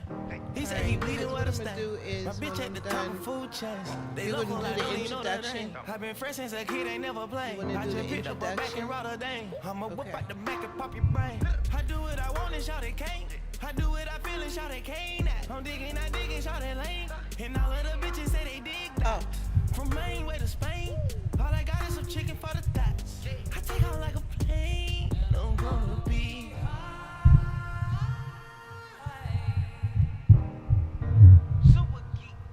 rocket man, yeah, like a rocket man, yeah. Good afternoon, good afternoon. This is good.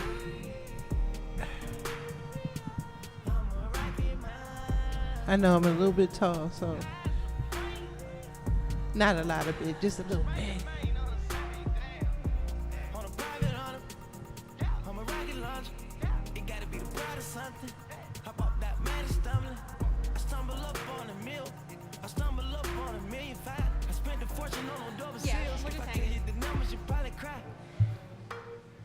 If I tell you you faking, you probably die.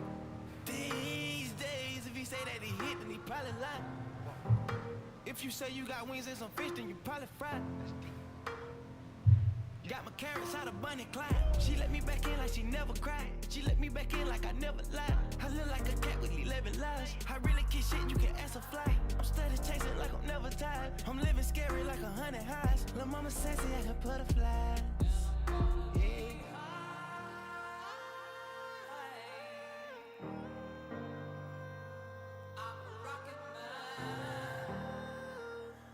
I'm a rocket man.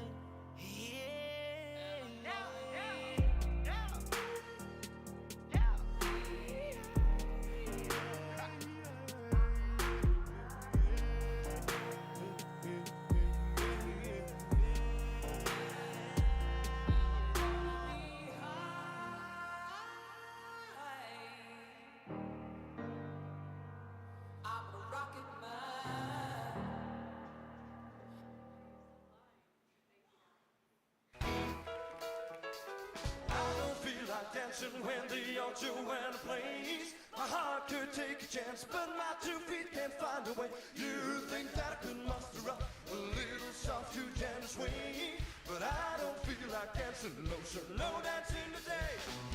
Wake up in the morning with the hand of what you've done. Now this used to be a lie, but I don't need no other one.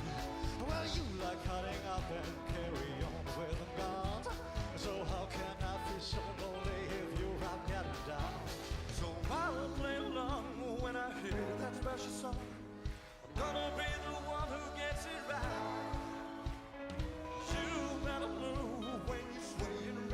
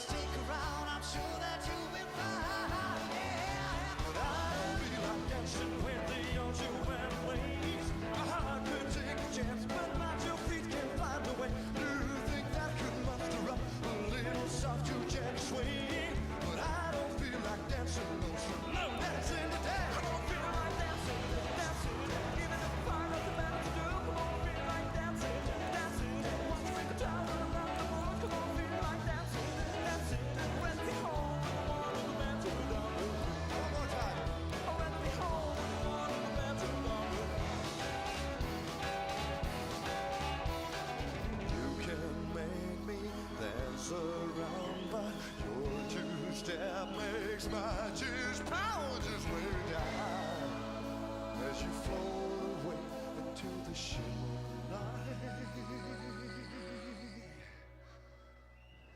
Sam. Okay. I don't feel like dancing when the ocean wind plays. My heart can take a chance, but my 2 feet can't find a way. You think that I could muster up a little soft, too gentle swing, but I don't feel like dancing. So I don't feel like dancing, dancing, yeah, yeah. I don't feel like dancing, dancing. Much quick job, I don't feel like dancing, dancing. I'd rather be home in the bedroom. I'd rather be home in the bedroom.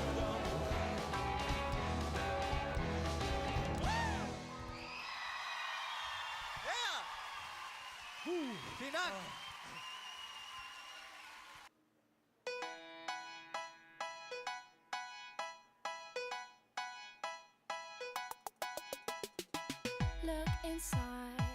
Look inside your tiny mind, then look a bit harder. 'Cause we're so uninspired, so sick and tired of all the hatred we harbor. So you say it's not okay to be gay, well I think you're just evil. You're just some racist who can't tie my laces. Your point of view is medieval.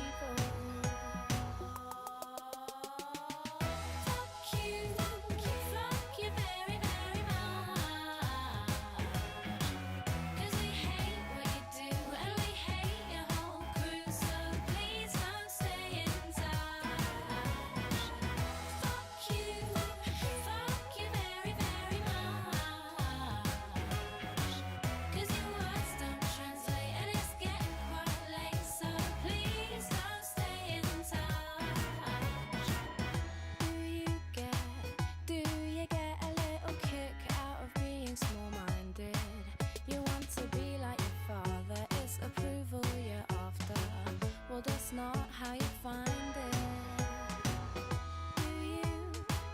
Do you really enjoy living a life that's so hateful?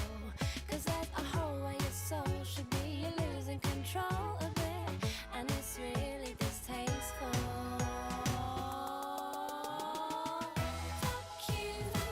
Fuck you very, very much. 'Cause we hate what you do, and we hate your whole crew. So please don't stay in touch. Fuck you very, very much. 'Cause your words don't translate, and it's getting quite late. So please don't stay in touch.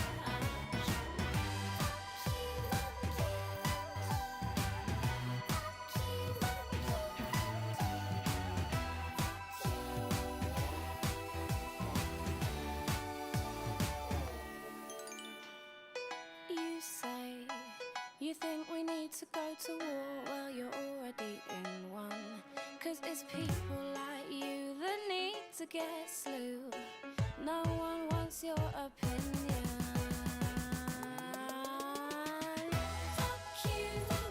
Fuck you very, very much. 'Cause we hate what you do, and we hate your whole crew. So please don't stay in touch. Fuck you very, very much. 'Cause your words don't translate, and it's getting quite late. So please don't stay in touch.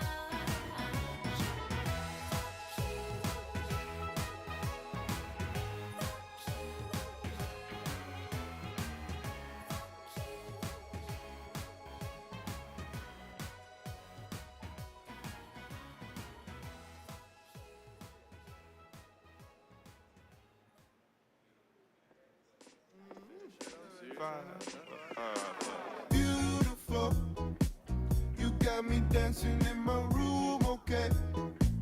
You know I had some things to do today. You stopped me dead in my tracks, and I don't know how to act, and I don't know how. Mind if I gas you up? Nowadays that ain't cheap. Paying attention to you's always worth it to me. Said I'd be that 5, actually make it 3. Starting out and wake me up, so I don't wanna go to sleep. Kiss me, girl, and hold me close. What you think I said that I want you for? I'm 99 plus $1 more. Shawty got me froze. Truth be told, you got the glow. Wanna settle down and let me know. Me switch on shit when she walks in the room. Beautiful, you got me dancing in my room, okay? You know I had some things to do today. You stopped me dead in my tracks, and I don't know how to act, and I don't know how. Beautiful, you got me dancing in my room, okay? You know I had some things to do today. You stopped me dead in my tracks, and I don't know how to act, and I don't know how to. Something like the prototype, I promise you A1. You already know that, but this mouth of mine it runs. Thinking about you daily, time to get it off my chest. This I couldn't text. I hear your voice, I come alive. You leave me safe. All I got left is I'm ready to say beautiful. You got me dancing in my room, okay? You know I had some things to do today. You stopped me dead in my tracks, and I don't know how to act, and I don't know how. Beautiful, you got me dancing in my room, okay? You know I had some things to do today. You stopped me dead in my tracks, and I don't know how to act, and I don't know how to. You're so beautiful. You're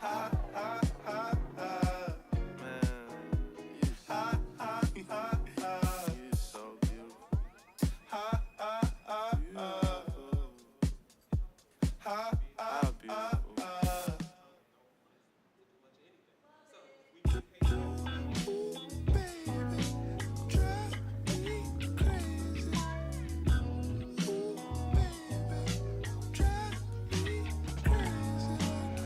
I got a feeling that you might not like this.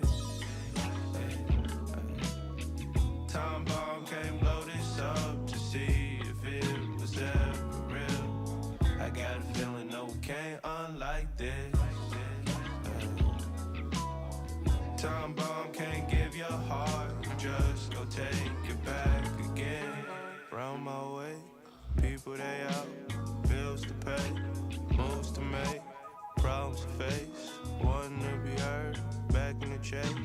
Looks get served, heat in your eyes. It's been cold, life in your voice. Boost my soul, good to see, good to be seen. Fighting for you, an easy thing. Ooh, baby, keep your pretty hands light in the blood. We go round and round, round and round, round. That's a love tap. I got a feeling that you might not like this. Time bomb can't blow this up to see if it was ever real. I got a feeling no, we can't unlike this. Time bomb can't give your heart, just go take it back again. You light the fire, I feel the flame. You take the bullet, I take the blame. Young black MacGyver, I ain't afraid of these games. A million ways to say I love you, and they ain't all sweet. Yeah, you worth it for me. You get cozy under my skin sometimes. Your true colors coordinate with mine. Buttons push, still hooked to this line.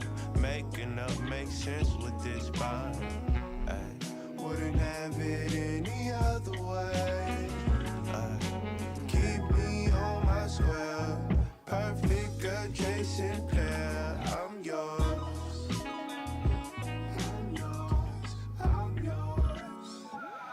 I got a feeling that you might not like this. Time bomb can't blow this up to see if it was ever real. I got a feeling no, we can't unlike this.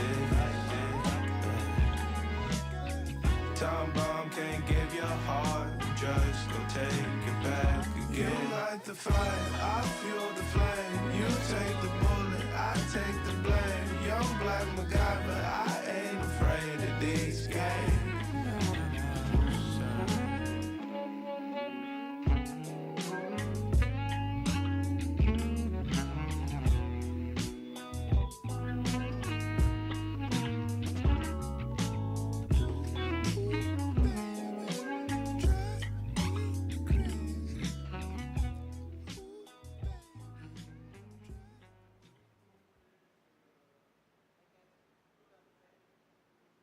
Message.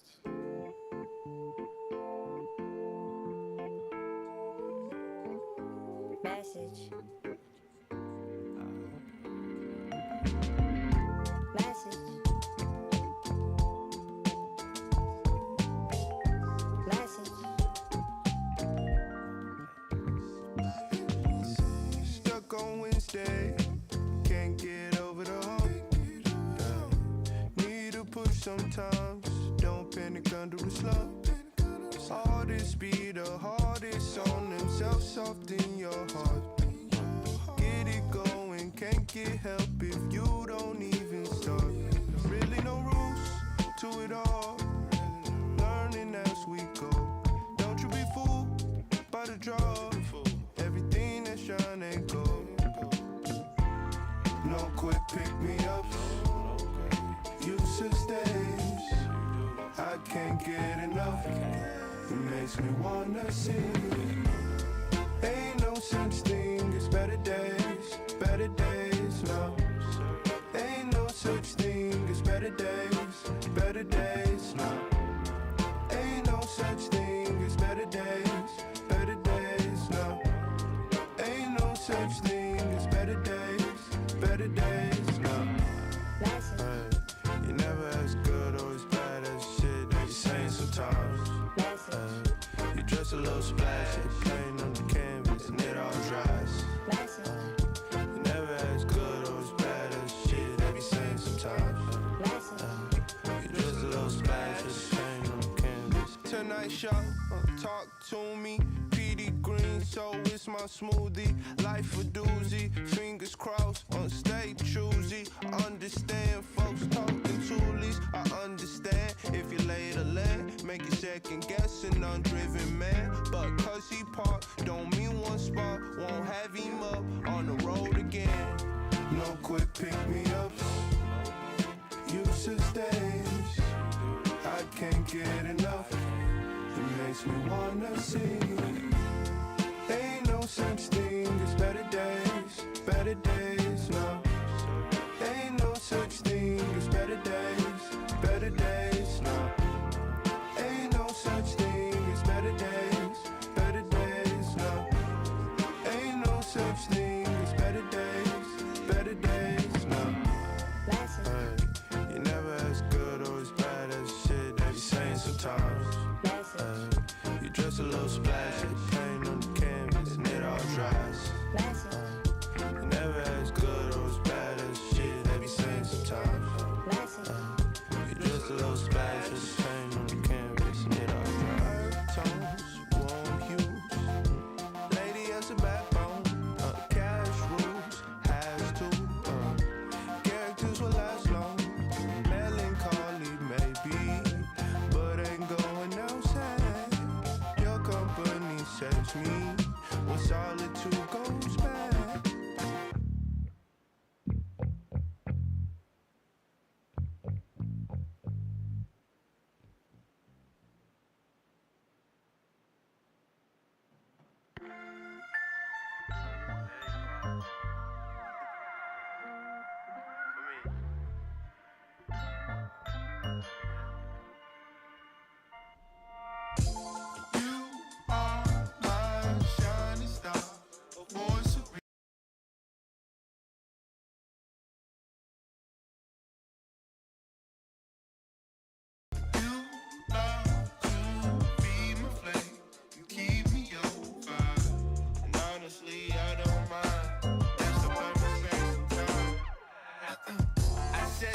Got lost, saw a lighthouse.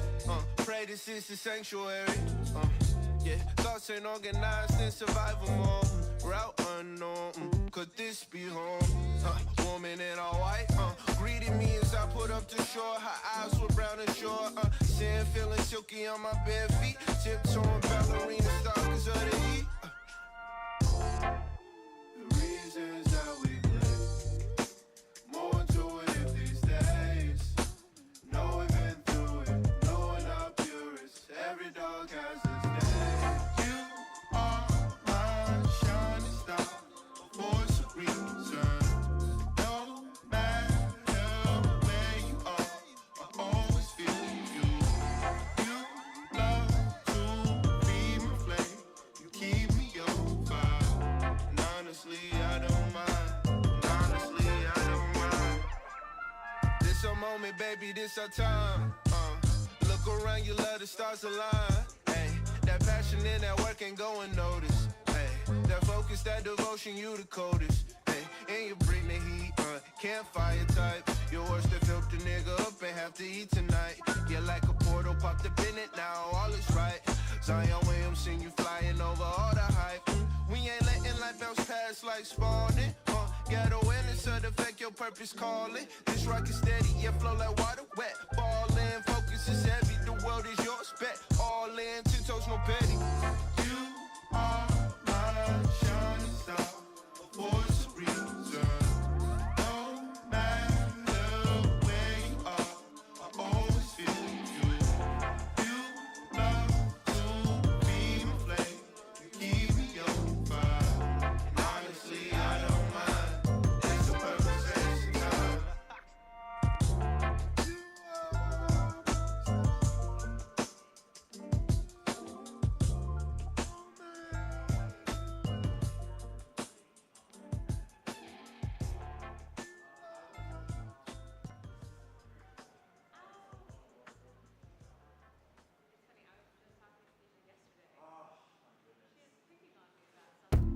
Tell you what, you got that shit for sure. You know you need somebody to run that boy. The wrong with Why you worry about the little things? It's the big shit that's gonna kill you anyway. Roll your problems up and smoke the pain. And blow out all the bullshit, blow out all the bullshit. Hard, but I'm not waving at you. Kush got me on stuck, thought I was a statue. Hard, but I'm not waving hello. Matter of fact, you can call me Papa Islo. The groove is undeniable. Froze from all over with a jaded steam. Mary so reliable. It's ready when you are, baby, spread them wings. So pump up the volume, my shit bang. Come on in, the doors open, we embrace the strange. LSD and champagne while I play coke train. Dancing like nobody looking, what a hell of a lane. Mary, Mary, I missed you, now it's impossible to forget you. Amputated legs, I cannot kick you. Let's go party, I'm coming to get you. Why you worry about the little thing? It's the big shit that's gonna kill you anyway. Roll your problems up and smoke the pain. And blow out all the bullshit, blow out all the bullshit. Let me haze, let me haze, let me haze, let me haze. Blueberry, blue.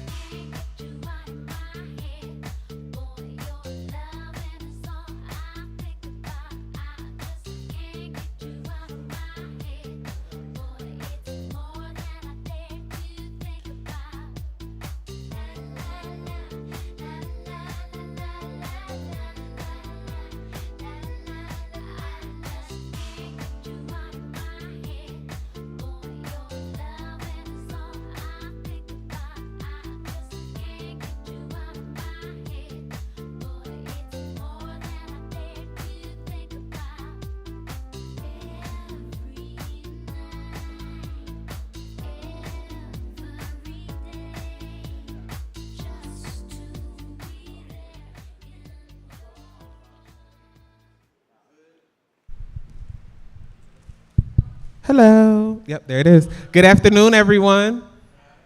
How are y'all feeling today? I need a little more energy. I know it's not a whole lot of us, but I want some more energy. How y'all feeling today? Okay, good, because they said it was going to rain, and I see all of this sun. It's still hot, but there is no sun. There is no rain. There is nothing but shine, so I'm glad that there's some shade in the walkway. All right, next, what we're going to have is the Department of Behavioral Health and Intellectual Disabilities is going to come and do a presentation and a discussion, so that way we can get more feedback, but also so that way this doesn't feel like someone's talking at you, and instead it's a conversation. So next we will have Real Talk, Our Stories, Our Strength by Brianna LeCompte. Okay, sorry. I'm pretty sure she'll say it correctly, and we'll get that together. And Victoria Wilmore. Thank you.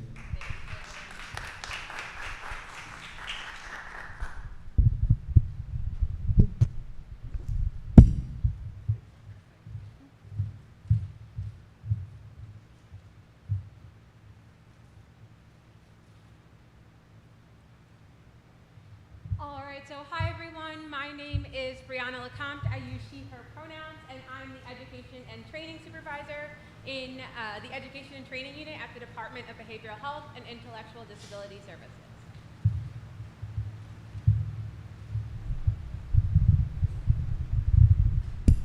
All right, y'all, let's try that again. Hi, everyone. My name is Brianna LeCompte. I use she, her pronouns, and I'm the Education and Training Supervisor at the Office of, or in the Education and Training Unit at the Department of Behavioral Health and Intellectual Disability Services.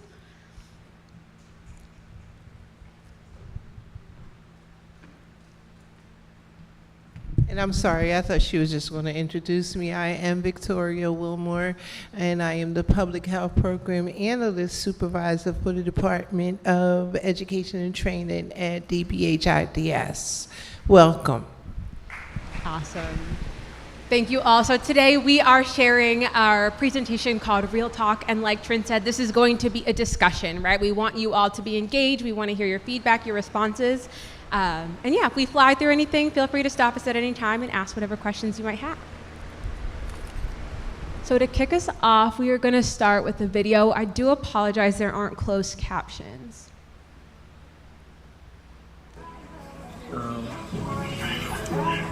So, this is my coming out story. So, it was kind of hard for me to come out, but then it wasn't. Like, I hear so many coming out stories, and it's like, whoa. Like, that's so surprising, like, the things that they've been through. And it's like, but most of the things I can relate to. And like, it inspired me to come out with my own coming out story to inspire others. Because, you know, it's really hard to come out to your family or friends or whoever. So, yeah.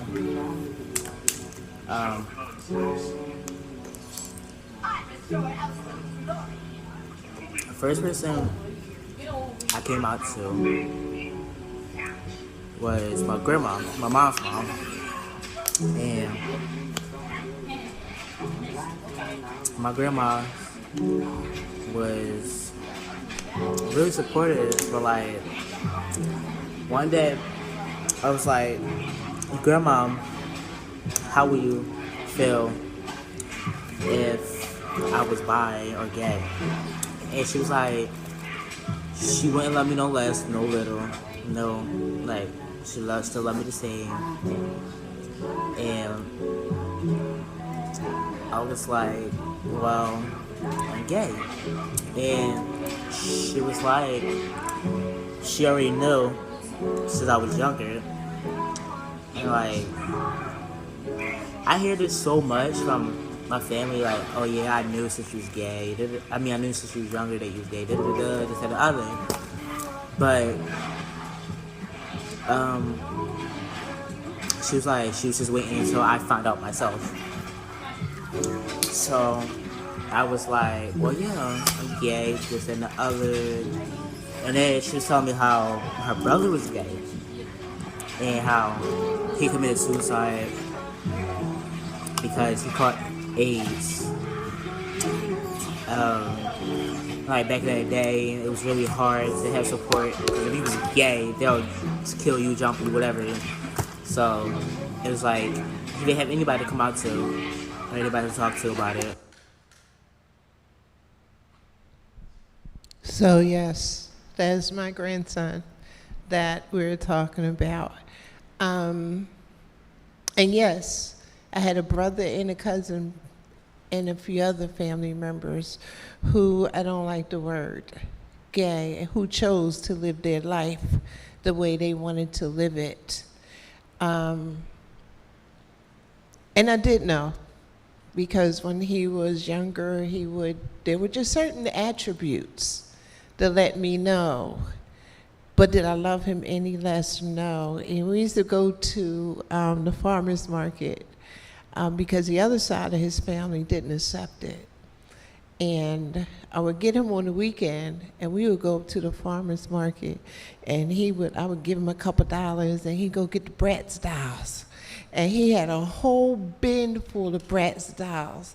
And we would come home, and he would go up under the table, and he would do whatever it is that he wanted to do. But one of the things is that I kept encouraging him. I said, just be the best that you can possibly be. Can't nobody determine who you are but you. So I started thinking, because Bree and I worked together, and I said, Bree, yes, I wanna do this. I want to talk to the audience because I've lived it through other folks in my life.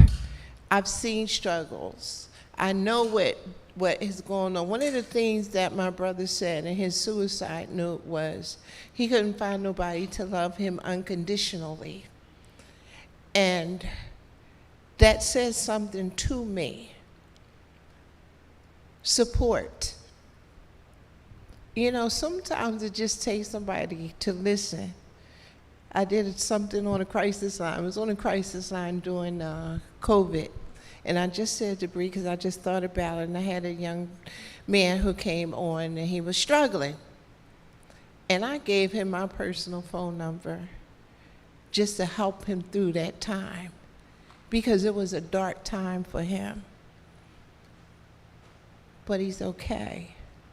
So one of the questions that we have is, how does community support impact mental health? Is there any community support? Talk to me. That's why I say it's called Real Talk. I don't want to stand up here. I don't want to sit down. I like to keep it real, as you can tell. When you think about the community, how much community support is there? Do you realize that you are the community? Okay? And when we talk about community, it does not necessarily mean a brick and mortar place. You are the community. Are you reaching out to your friends? Are you talking to them? Sharing your experiences, because sometimes you feel like you're all alone in your journey. I feel like I'm all alone in my journey sometimes. But when I'm able to talk to somebody, and it doesn't mean I have to have the answers. Sometimes you just need to listen. Folks are not always looking for answers. They just want to get it out. So just let me encourage you as you're walking through life, or as they call it, lifing. Sometimes just stop and just listen. You know, you ain't got to tell me what to do. I know what I'm doing. I don't need that. I just need you to listen. Excellent. Thank you, Vicki. This next slide is a quote we've got for you. It says, oh no. Being able to be your true self is one of the strongest components of good mental health. This is by Dr. Lauren Vogel Mercy, who is a sex therapist. I'm wondering, what does this mean to you all? Why might being your true authentic self be a factor? And y'all can feel free to jump. It just allows you to be able to relate to people on a fundamental human level. And it makes you feel like you don't have to hide anything. I think living a secretive life or having to keep secrets can be a huge burden, because then you're telling lies, and you have to, you know the saying, like, lies beget more lies, and it becomes a tangled web. And so being able to be your true self and to speak truth to power and to be truthful in the way you live your life, it allows other people to do that as well. And that's what creates community, because you can't have real relationships and support, which is something we all need. It's a fundamental human need. You can't have that if you're not being true to yourself, because, you know, you're lying not only to other people, but you're lying to yourself. And that's not what love is. That's not what community is. And so, yeah, you can't forge real relationships if you're not aligned within yourself. Yes, let's give some snaps. Thank you for that, absolutely. So that leads us into the next question we got for you, is kind of to break this down a little bit further. But fact or fiction, a person's identity isn't just made up of their race, ethnicity, gender, sexuality, religion, class, ability, nationality, or even location in the world, but the combination of all of these things and more. What do you all think? Okay, for my folks that are saying fact, what does this remind you of, or what do you think I'm getting at here? I'm coming to you. Hold your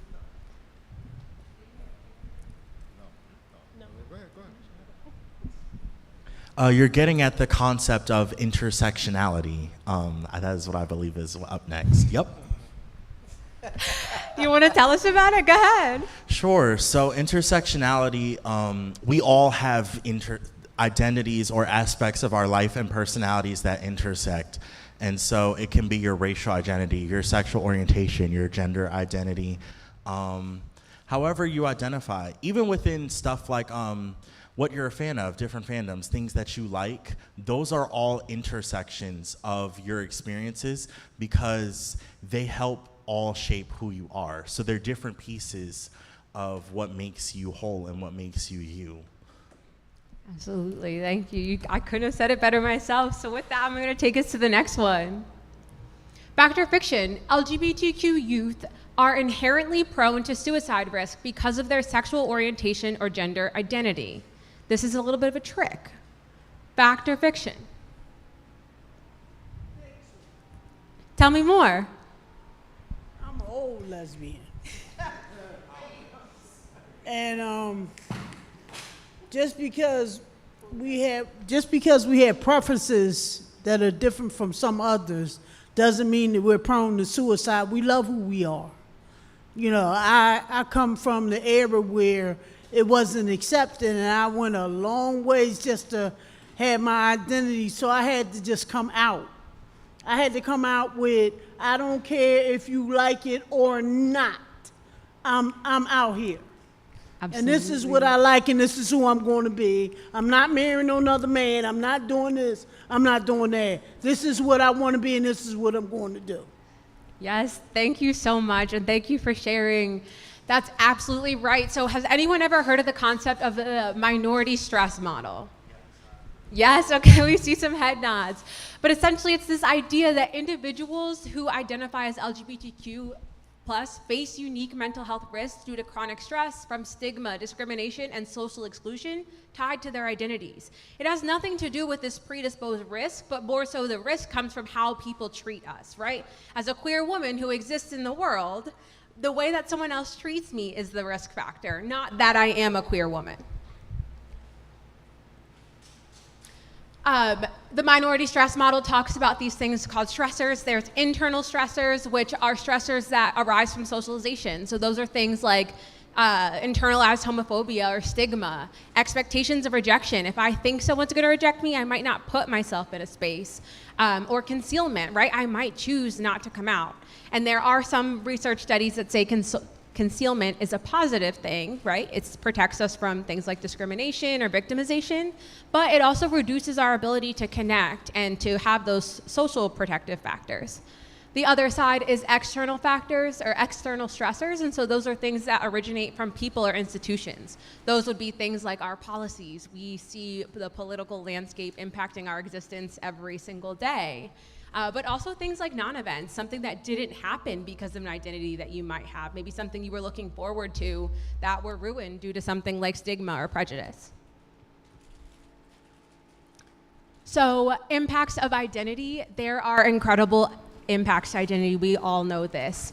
50% of LGBTQ youth who wanted access to mental health care in the past year were not able to get it. 90% say that the LGBTQ policies that are being changed, removed, revoked in our current political landscape has impacted their mental health negatively. 54% of transgender and non-binary young people found their school to be gender affirming, and those who did reported lower rates of attempting suicide. And 49% of LGBTQ young people 13 to 17 experienced bullying in the past year, and those who did experience significantly higher rates of attempting suicide in the past year than those who did not. Looking specifically at anxiety and depression, 66% of LGBTQ young people report experiencing symptoms of anxiety and 53% of depression.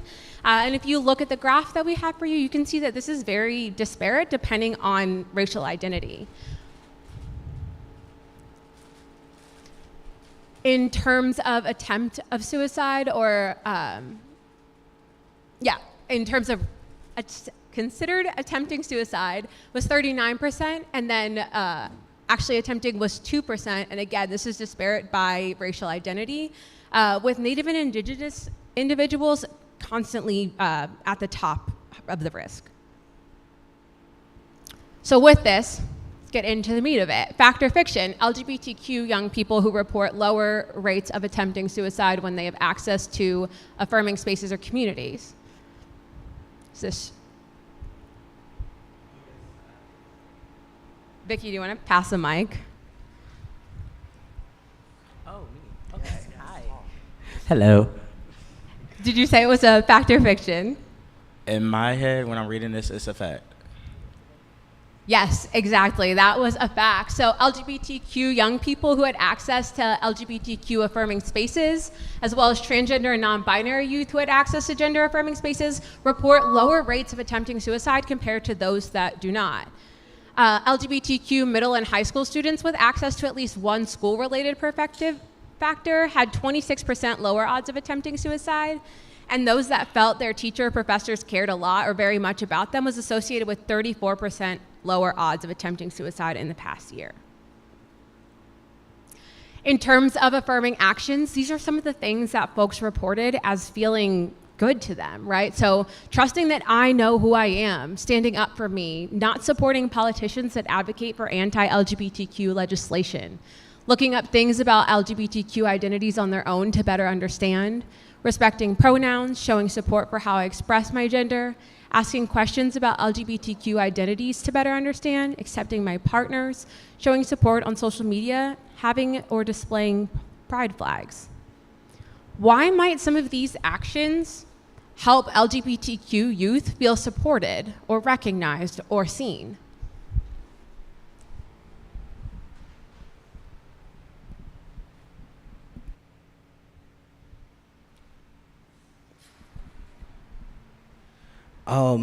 As a older trans person, I will just use the example of not having my GSA when I was in high school, and then after they've incorporated it, seeing the space where I find others who are like myself, or even having a safe space to be and be able to talk about the things that I'm experiencing as a queer person, the displaying of flags or even a sign that says you belong here. It's clear messaging. This is a space for me to actually exist, and I don't have to have the anxiety or burden of explaining who I am because I belong in this space. I love that you just said that burden, right? There's such a burden for LGBTQ youth to have to, have this big coming out, to disclose their identity, because there isn't this radical acceptance that exists, right? It's still something that is seen as othered, when in reality, we know that that's not really the case. But because of the social stigma, because of discrimination, and because of the social and political landscape of our country, this is kind of where we're at right now. So thinking about that, how can you support?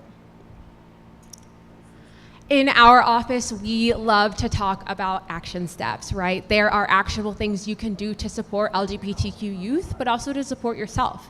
So what we have up here is a 5-step process you could use.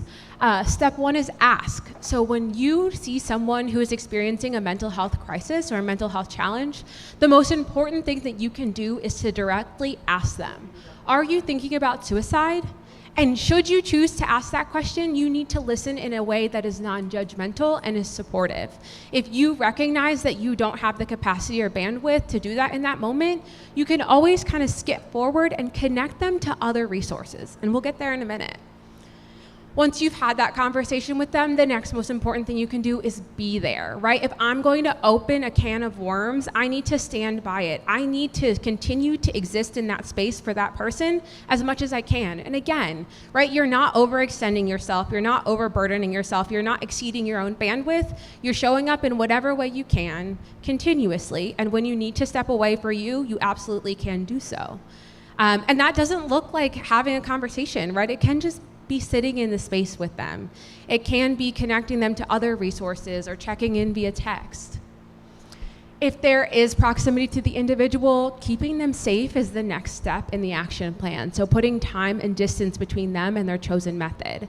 If I know that my friend Vicky is going to hurt herself and I know how she's going to do it, if there's a safe way I can intervene, that's my next step, right? Figuring out, how can I sit with her? Is there any way that I can take away whatever means or method that she's using?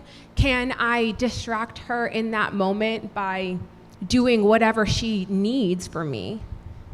Next is help them connect. So help them connect with ongoing supports and establish a safety net for moments that they find themselves in crisis. I see that there are plenty of capable people in here. Do you know any supports that exist for LGBTQ youth experiencing mental health challenges or crisis?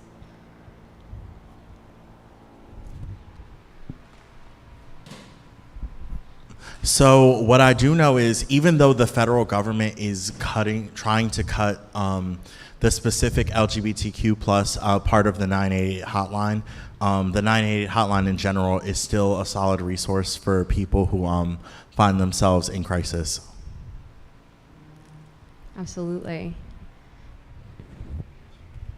And then the last thing that we've got is to follow up. So following up to see how they're doing, right?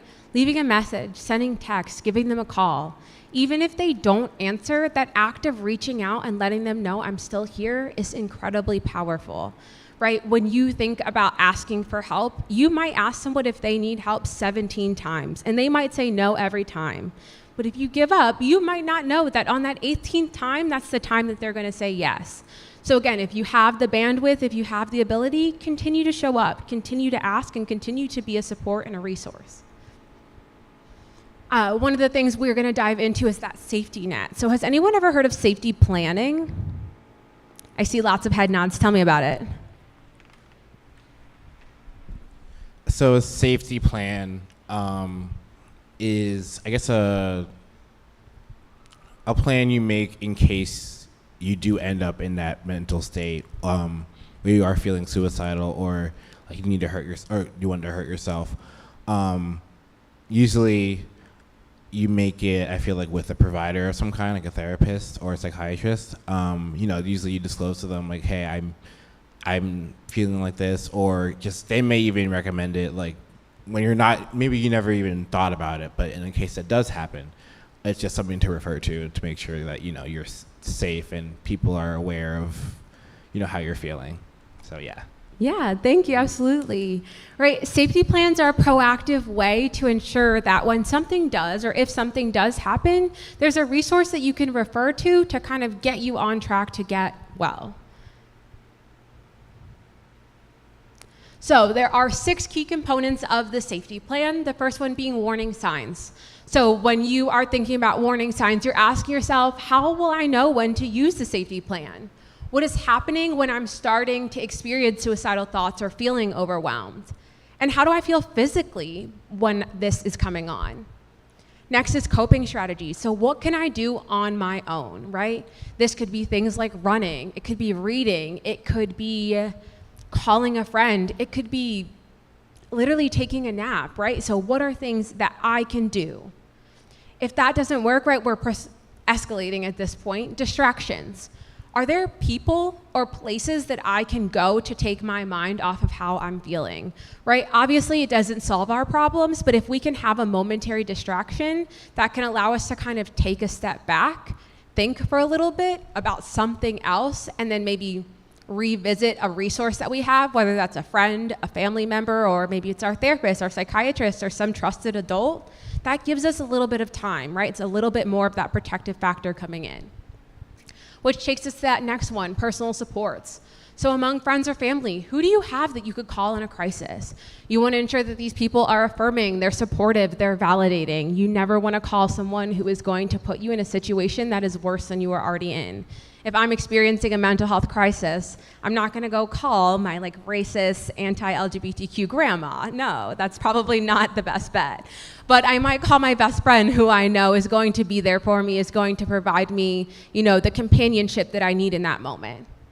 And then professional supports, right? So we've tried to help ourselves. We've tried to distract ourselves. We reached out to our personal supports, but we're still escalating. It's where we lean into our professional supports. So who are the mental health professionals you can trust? Is it 988? Do you have a psychiatrist or a therapist that you're working with? Do you attend a community resource center that has available staff there? Do you know someone from a professional space, right? We have folks throughout the city at DBHIDS who are often there to help. We have the Philadelphia Crisis Line, of course. And then lastly, safe environment. So what items do I have access to and how might I use them? What could make it harder to access them? If I know I'm escalating and I've already talked to Vicki, maybe Vicki and I could have pre-established that she comes to my house and she takes away the things that I typically use. Could be medication, that could be weapons of any kind, but basically removing them from the environment so they're not a trigger, so they're not a factor. This is really helpful when we think about folks who also engage in self-harm. So if that is something that is happening in your life, making sure that you can take away that means. What questions do we have about safety planning? So, Bree, and can you talk a little bit about the Trevor Hotline? About what? Trevor.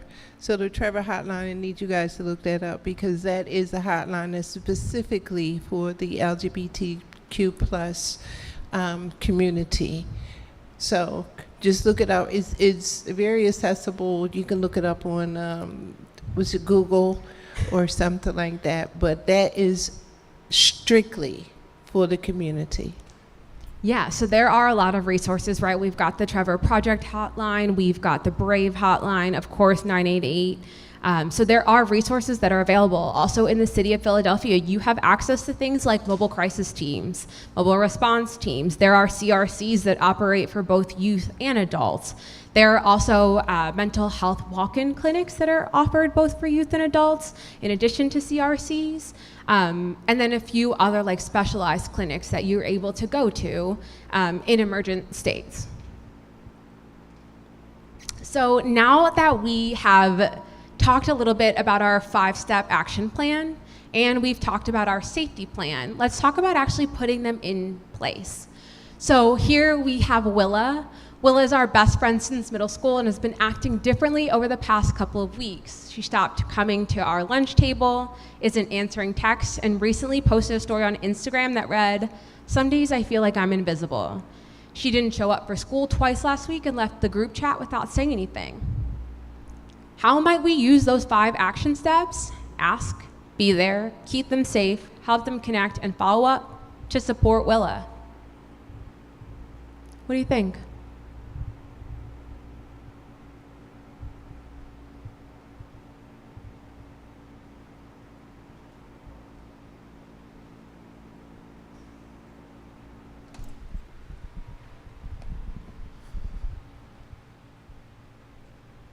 thinking it. More so to like ask her if like what's going on, like check in on her, like try to have a conversation with her and genuinely just listen, because it could sound like depression, but it could be more than that. We don't know, so we just gotta ask ahead of time. Just try to be present with her and just see like what we can do, move forward, see what we can do, see what we can move forward past it, see if she needs more help, and if she's more comfortable to talk to us about it, she'll come when she's ready. Yeah, I love that you just said she'll come when she's ready, right? Would it be helpful to just put Willa back in the group chat and be like, hey girl, where you been? No. No. Right? So again, like that intentional outreach. Good initiative though. But Would you say? Good initiative, but no. Right, like intention is there, the right? spirit is there, but Yeah, right. Good impact or good intention, but maybe not the best impact. Instead, it looks like having a little bit more intentional conversation. Yeah, what do you got? Well, at this point, I'm okay with who I am, but when I was younger, I made a lot of suicidal attempts. I was too cowardly to use a knife, but I would take a lot of pills. And at that point, I wished that someone would be there just to say everything was going to be okay. You know, I had a higher power there to pull me out of it, but what if it turned out otherwise? You know, I would have wished somebody was there for support. You know, maybe we go out to lunch, or maybe we just take a walk, you know what I mean, just to get in another space, in another situation, you know, come out of the space we're in, go somewhere else, you know, join a lot of friends that are, I have a best friend that I know that I would call. Just like you said, I have a best friend I know that I call that has a stable, level head, and she would, like last night, she said, what's wrong with you? You know, and I said, I'm gonna cut, no, you're not, what's wrong with you?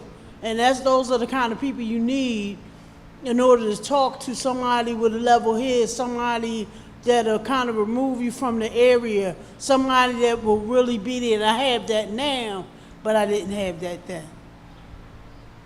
Thank you for sharing that. So according to what you I took a picture of the slide if you don't mind, so I'm going to cheat a little bit.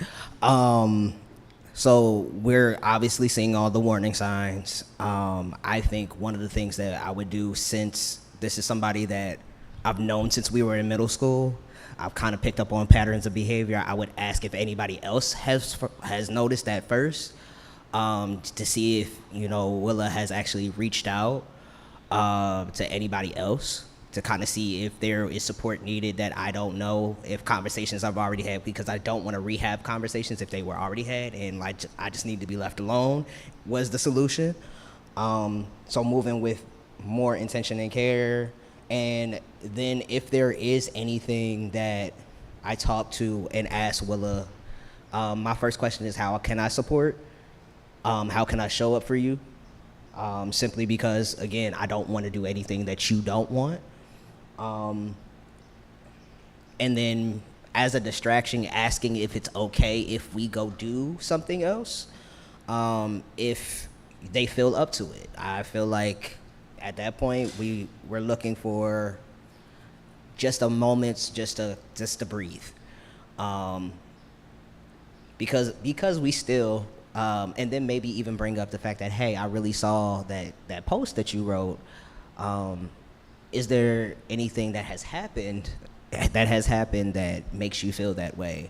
To kind of dig a little bit deeper after we've gone and take the walk, because I think after like having space, having time, seeing that there is actual support there, I think that could be helpful. And that's going to be personal support, personal capacity, and then if I see I can no longer help at that point, so have you been going to your therapist? Is my next question. Because if you've already started removing yourself from the group, have you also cut off your therapist too? But I'm a super attentive friend like that, so I'm gonna be in your business. And also, then who is your safety folks when I'm not around? Like who who can I basically leave you in the hands of? Do I need to inform your parents? Do you not want your parents to know?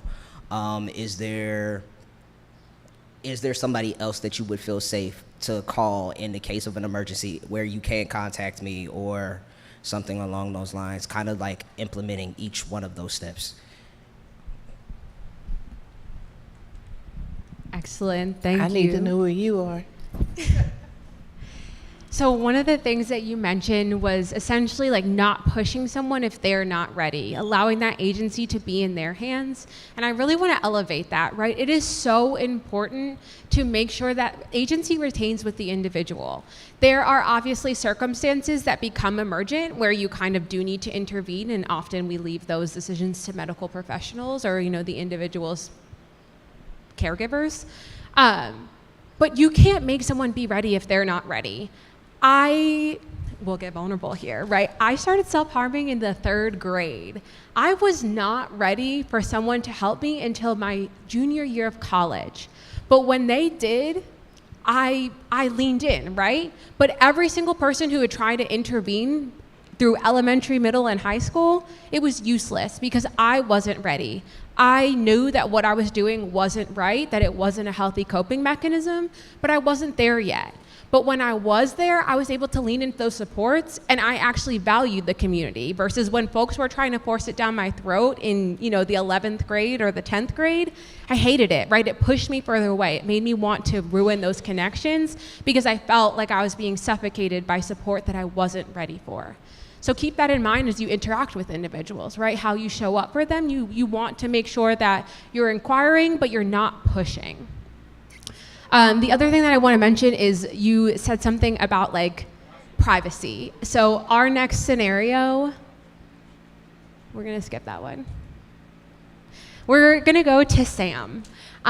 So after a group project meeting, Sam, a classmate who we don't really know that well, stays behind and says, I've been feeling really down. Like it's hard to get out of bed and I keep wondering if it would be better if I just wasn't here. Sam looks nervous and adds, please don't tell anyone. I don't want people to think I'm crazy. How do you support someone when they're asking you to keep it a secret?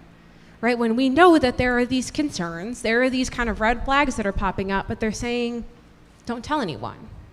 What does it look like to keep someone safe while respecting their feelings and their privacy?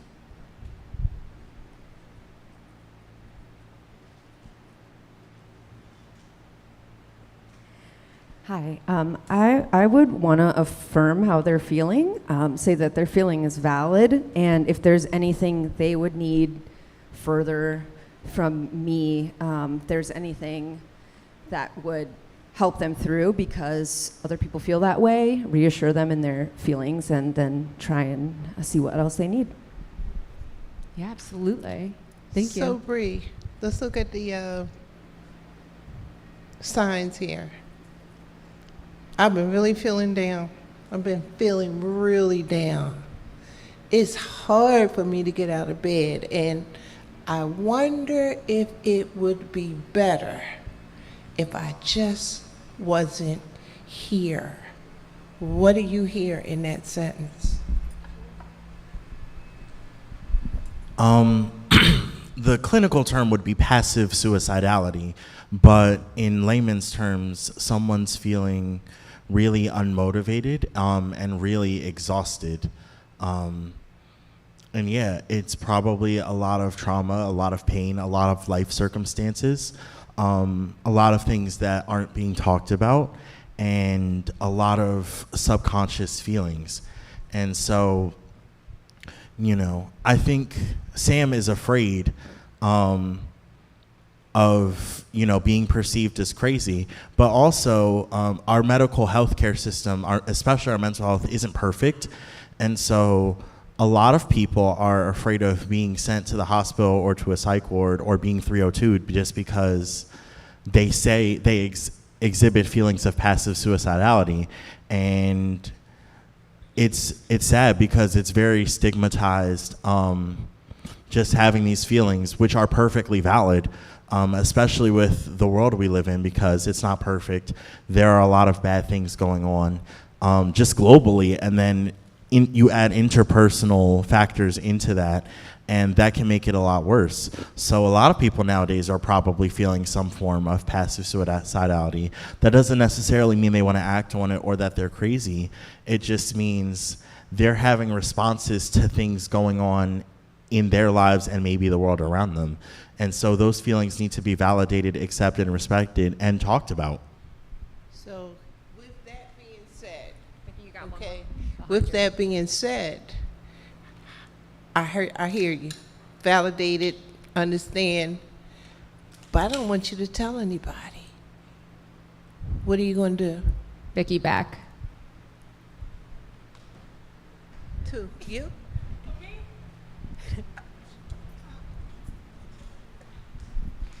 I'm also seeing, I don't want people to think I'm crazy. That sounds like an experience already that somebody may have in the past broke their trust in their privacy, and their experience with the professional may have been that they were told, or maybe the adults around them told them that, you know, this is crazy ideas, like you have to go get medical treatment. That sounds like medical mistrust to me. I've also known folks who have gotten medical diagnoses like bipolar disorder and things like that are often marked as crazy even culturally. So to me, it sounds like they don't want to be labeled, but also these are real feelings that this person is having. Maybe asking them who they do feel safe enough to have that conversation with, that isn't you, so that you're not carrying that by yourself, because that's a burden in itself to carry, and I wouldn't want that. I wouldn't want to be on the receiving end of that without at least an adult in the room to be like, listen, I don't know how to handle this. Can I trust you? Because this is now what I'm holding. What do you suggest that I do as this person's friend? Because then that causes anxiety and trauma on my end. So here it is, because I'm still trying to figure out, are you going to tell somebody? Because the rule for me, for anybody who says this, and it seems like an inkling of suicide, all bets are out the door. I'm going to tell whoever I have to tell, because when they say, don't tell anyone, then my response is, it's according to what you tell me. Okay, so when you have that response, you're not promising not to tell, because from those statements, it very well could be somebody who is contemplating suicide. Then you have to ask those questions that Bree said. Are you thinking about suicide? Are you okay? So yes, it does go a little deeper. You know, we know the signs and the symptoms, but I want you to also know, how do you respond? And it's not comfortable. It really is not a comfortable question to say, are you thinking about suicide? But it is a question that you have to ask. Okay, thank you. I think the other thing when we're talking about secrets or this idea of privacy is letting the individual know that there are resources available to them in which they don't have to disclose their identity, right? You don't need to give all of your personal information when you're contacting something like the Trevor Project Hotline or 988. You can have a conversation with those individuals and kind of keep your identity anonymous for the most part. You also, you know, I acknowledge that if Vicky comes to me and says, I am contemplating suicide, that's really heavy for me to carry. So I want you all to remember that you too can use resources like 988. You don't have to be actively contemplating suicide yourself to use a resource like 988. They're there for questions. They're there for you to use them as a resource related to all things mental health, not just suicide ideation. So keep that in mind. But with that, what questions do you all have? We talked about a lot today. You all were a great and wonderful audience. But what things might be lingering?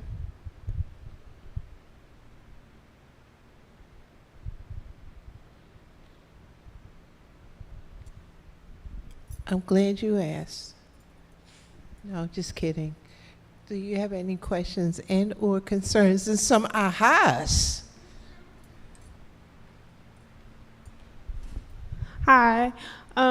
If you have a friend that's like, I guess, illustrating that they're feeling kind of hopeless or not having motivation to do much, go outside, even eat, like, besides saying, what can I do to support you? And they keep saying nothing, like, what else can you do? Like, if you're worried about them and they don't want to speak to someone, they don't want to take the resources that you've given them, and they don't want you to tell anyone or confide in their trusted sources or anything like that, like, how do you still provide support to them when they're not taking it? Yeah. As frustrating as it can be, you continue doing what you're doing. You continue to ask, you continue to show up, you continue to be present. And, you know, again, you might have asked them 17 times, but on that 18th time, that might be the time that they're ready. I think the other thing is offering to do things with them. Hey, we can call 988 together. If you are looking to schedule an appointment with a therapist, I'm happy to sit down with you and scroll through Psychology Today until you find someone you want to contact. Sometimes it's this idea of like body doubling, like having someone in the same room as you that helps you take that next step, because it can feel really lonely. It can feel really polarizing. We talked about this idea of like being othered by our identity. Having someone who affirms us and validates us just by being present helps a lot. Thank you. Thanks for asking. Any other questions? Yes.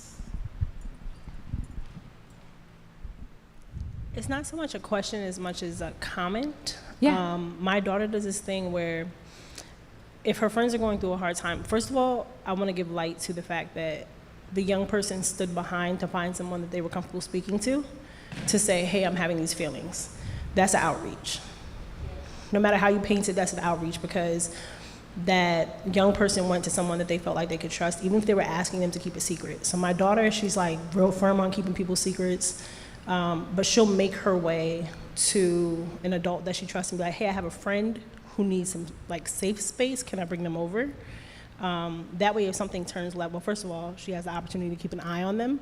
But more than that, she knows that she's introducing them to someone who is comfortable that they can speak to, because we've all been in different phases of like our queerness, right? So like when you're a baby queer, building community is very, very rough. And I know it's a strange term, I've been there. But building community is tough because you don't know which way to turn. And my daughter will do this thing where she'll be like, okay, well, come over and spend some time and like be here in this place around this person that she has deemed appropriate and useful. And then open up the door, do the interaction, like kind of like a warm handoff, and just build that community around that person, which allows her the opportunity to not tell the secret necessarily, but introduce a new person who's equipped to handle the situation if necessary, if that makes sense. Yeah, absolutely. I love that you just like elevated and escalated this idea of safe spaces, but also building community. Because you're right, building community in the queer community is difficult, especially in this generation, right? You walk down the street and you don't know who's queer. You don't know who is not. You don't know who is an ally. You don't know who is not. So it can be really, frustrating to figure out how to create that community on your own. So making those connections and helping build that safe space for others is so important. And like you said, that warm handoff, right? I'm not just abandoning you. I'm not saying, hey girl, figure it out on your own, but saying, here's a resource. Let's go hang out together, go meet them. If that feels good, lean into it. If it doesn't, we can try something else. Thanks for raising that. So this is just here now. I asked him to do a follow-up because I'm so proud of who he has become. In spite of his struggles, in spite of how the world was perceived him, but I had bought him this plaque that said, prove them wrong. Because from his mother to his father to other family members, there were some that kept saying, oh no, oh no, you're not, oh no, you're not. And I said to him, I said, just be the best that you could be. I won't tell you the choice words I gave him to tell the others when they said something to him, But I am so proud of who he has become, and that is a confident person, loving who he is. And my words to you guys, prove them wrong. Most of all, prove yourself right. That you can be who you want to be in spite of what anybody else has to say. Alright, hi, it's me, Jasir, and I'm basically just here to give you a little bit of an update about me since my coming out story. I want to say it was about 2016, 2017, one of them. Like, I know it was a while. And I just basically want to show you me and that I am still here, thriving. I am a successful makeup artist thanks to the support system from family and friends, and also co-workers. And this is basically just going to lead into basically me letting you know the importance of a support system and the importance of just having someone to reach out to in general, even if it's not family or friends, because I know we unfortunately do not have that. But I know for me personally, if I did not have that support system, I probably would not be where I am today. As a successful human being, for one, a successful Black queer male in America. I am a makeup artist. I own a company called Jasir Artistry. I have also started a clothing brand called Time Girl Forever, just to spread awareness, because I know that there's not a lot of people out there with a support system. So like even on my social media channels, I would have people reach out to me and ask me for advice on how to come out, or you know, how to deal with their family not accepting them. And there's really not a rule book, but I always love to say, don't ever give up on yourself. Don't ever give up on yourself, because you are your number one supporter, and if you are not doing it for yourself, supporting yourself, then others won't support you.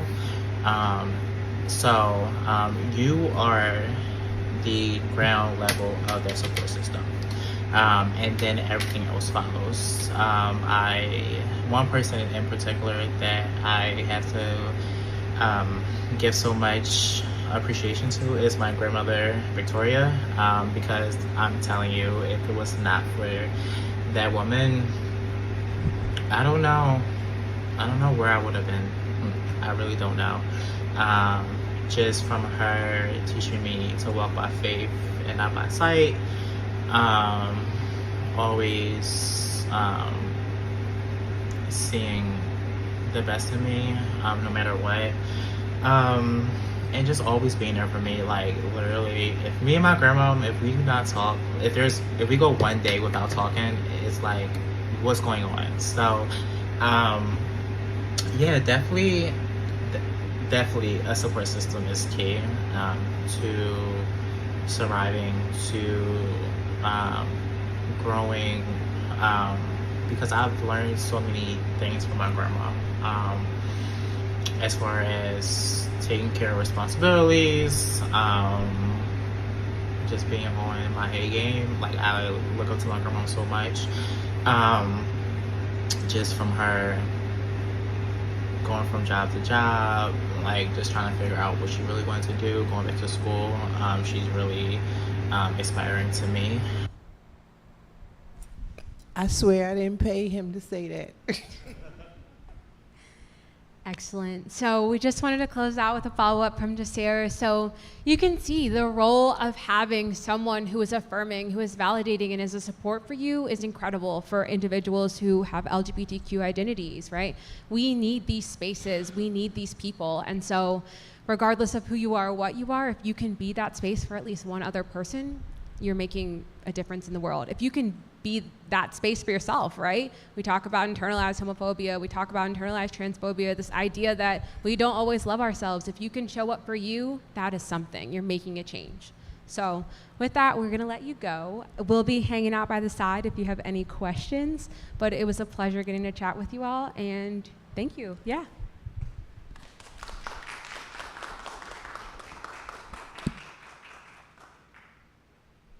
Oh, I forgot to say, so mental health first aid, if you're interested in taking a mental health first aid course, which is a national certification that you receive after you take the course, scan the QR code, it's free, you can sign up. There are virtual classes that are offered monthly, there are youth sessions and adult sessions. Yeah.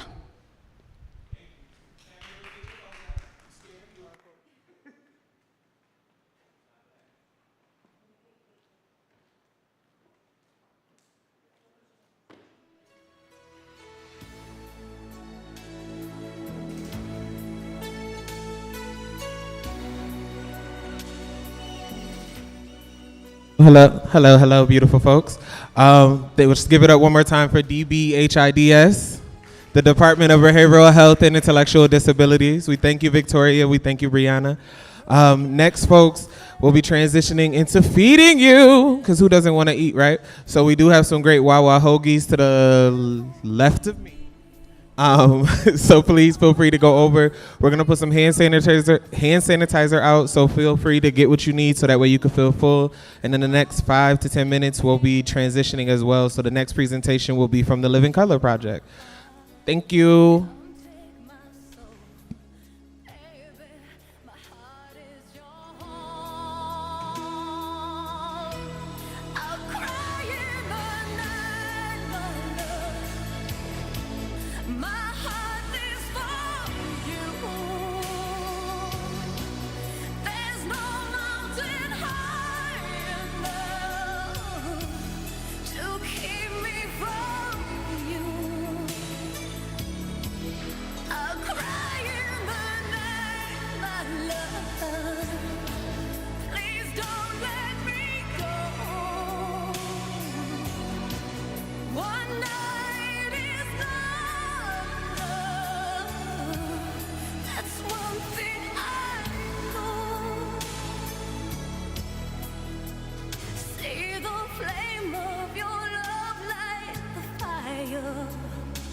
You're nobody till someone loves you.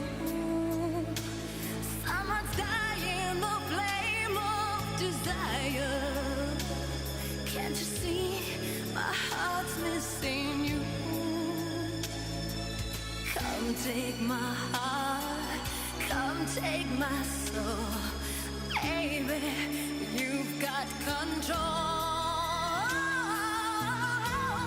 I'll cry in the night, my love. My heart lives for you. There's no mountain high enough to keep me from you. I'll cry in the night, my love. Please don't let me go. One night is not enough. One thing I know. I'll cry in the night. My love lives for you.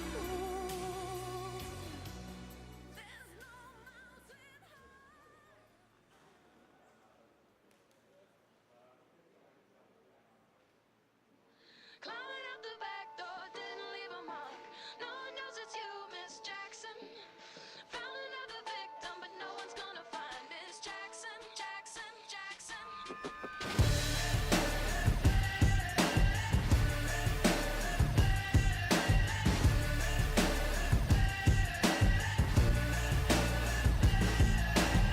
You put a sour little flavor in my mouth now. You move in circles, hoping no one's gonna find out. But we're so lucky, kiss the ring and let 'em bow down. Looking for the time of your life. A pretty picture, but the scenery is so loud. A face like heaven catching lighting in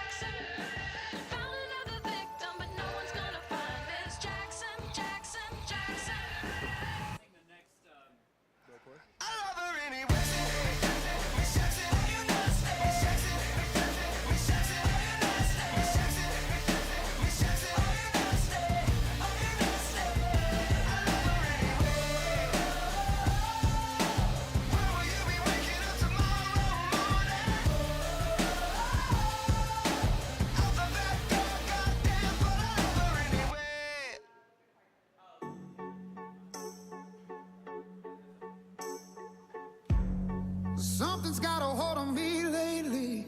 No, I don't know myself anymore. Feels like the walls are all closing in, and the devil's knocking at my door. Whoa, out of my mind. How many times did I tell you I'm no good at being alone? Yeah, it's taking a toll on me.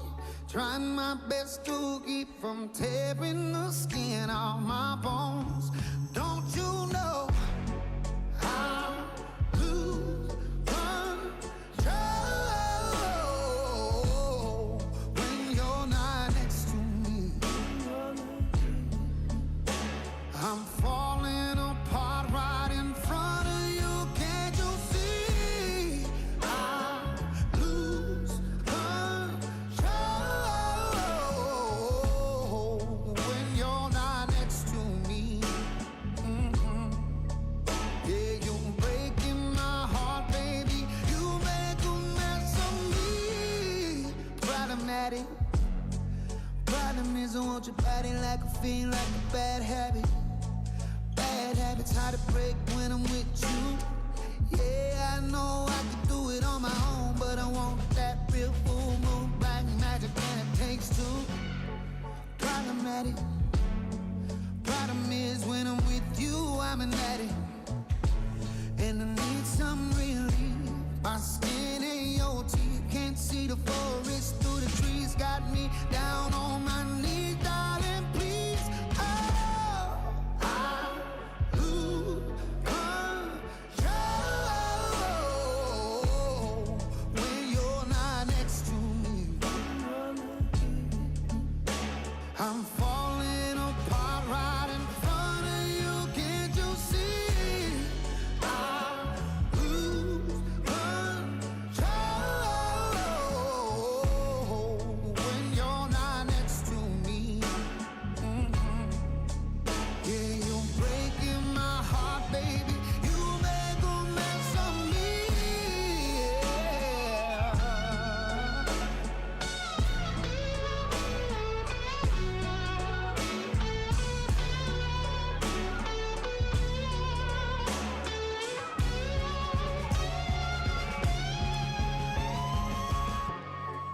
I lose control when you're not here with me. I'm falling apart right in front of you. Can't you see? I lose control when you're not here with me. Yeah, you're breaking my heart, baby. You make a mess of me.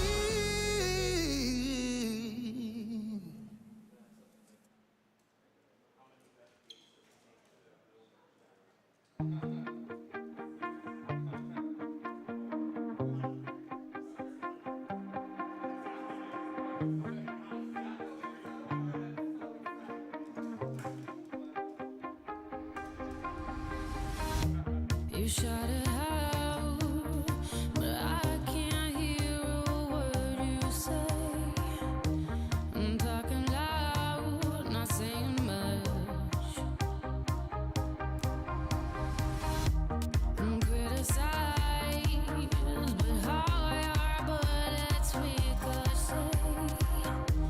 Shoot me down, but I get up. I'm bulletproof, nothing to lose. Far away, ricochet. You take your aim. Far away. You shoot me down, but I won't fall. I am titanium. You shoot me down, but I won't fall. I am titanium.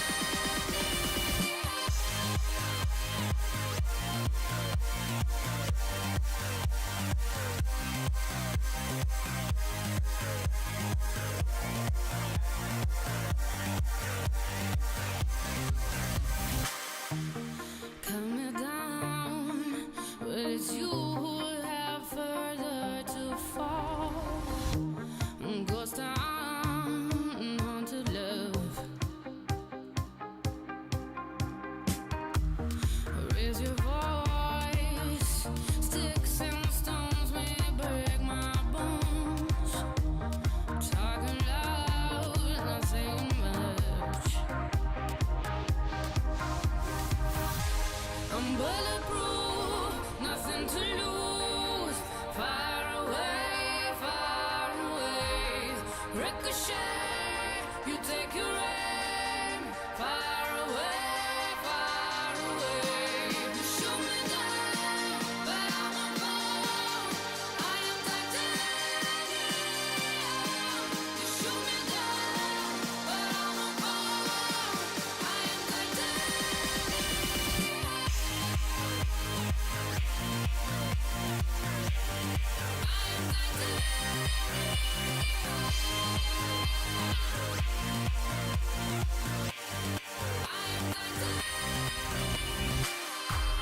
Stone heart, machine gun, firing at the ones who run. Stone heart, those bulletproof glass. You shoot me down, but I won't fall. I am titanium. You shoot me down, but I won't fall. I am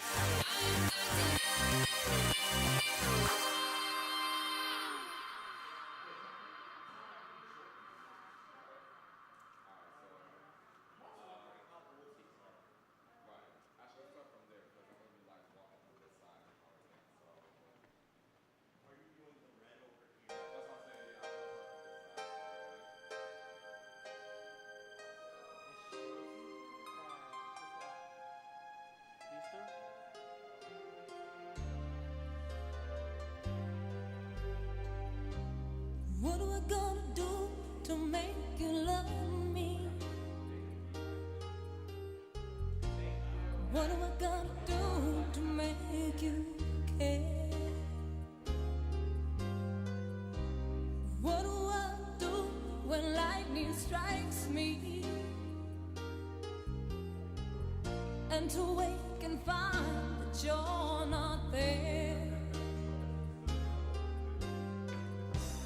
What do I do to make you want me?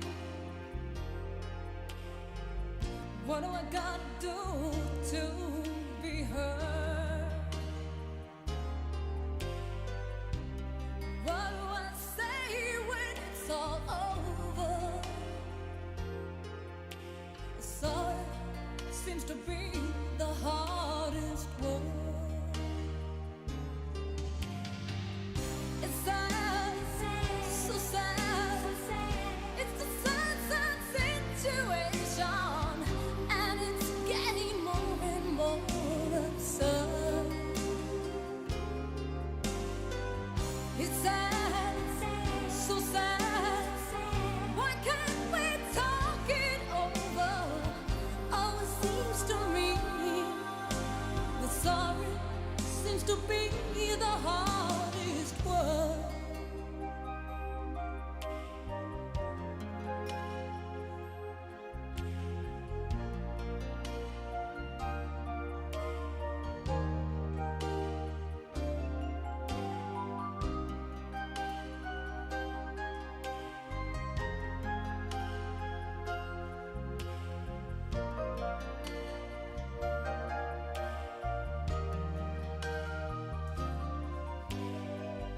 It's sad, so sad.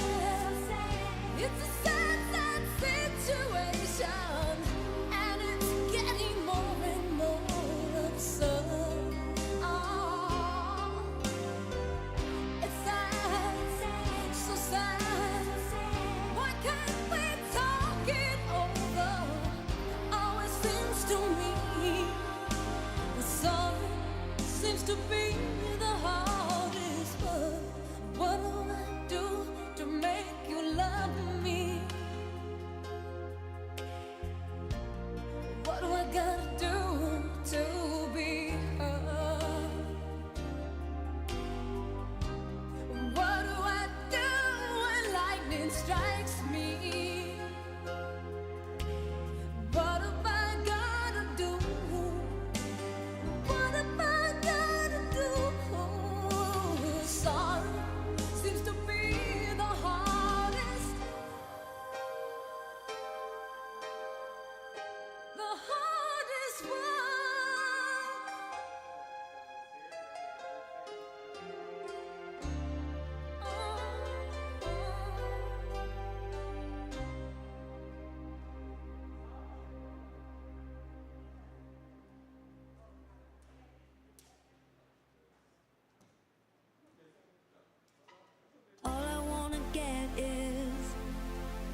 little bit closer. All I wanna know is, can you come a little closer?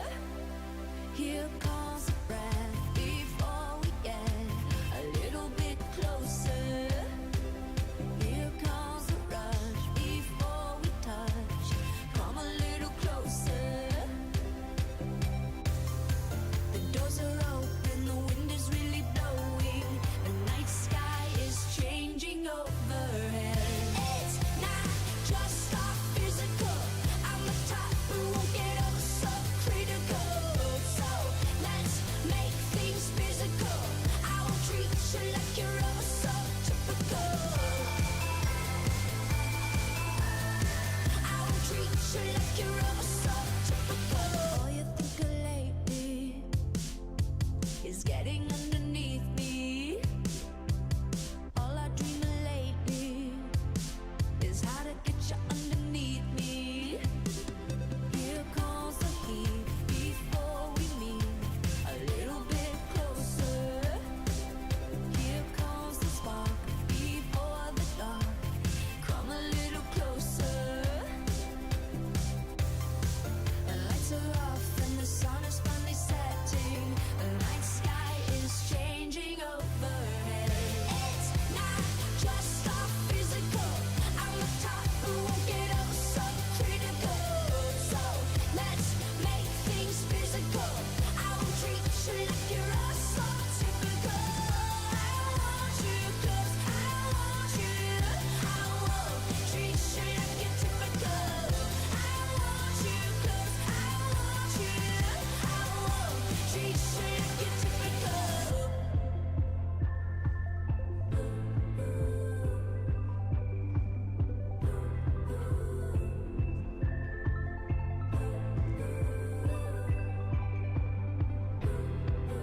Here come dreams of you and me. Here come dreams. Here come dreams of you and me. Here come dreams. It's not just our physical.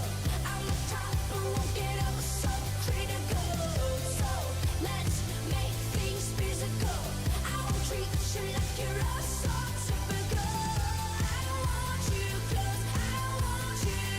I won't treat you like you're typical. I want you close. I want you. I won't treat you like you're typical.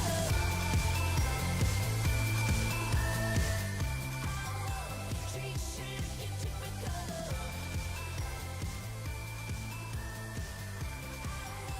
Treat you like you're typical.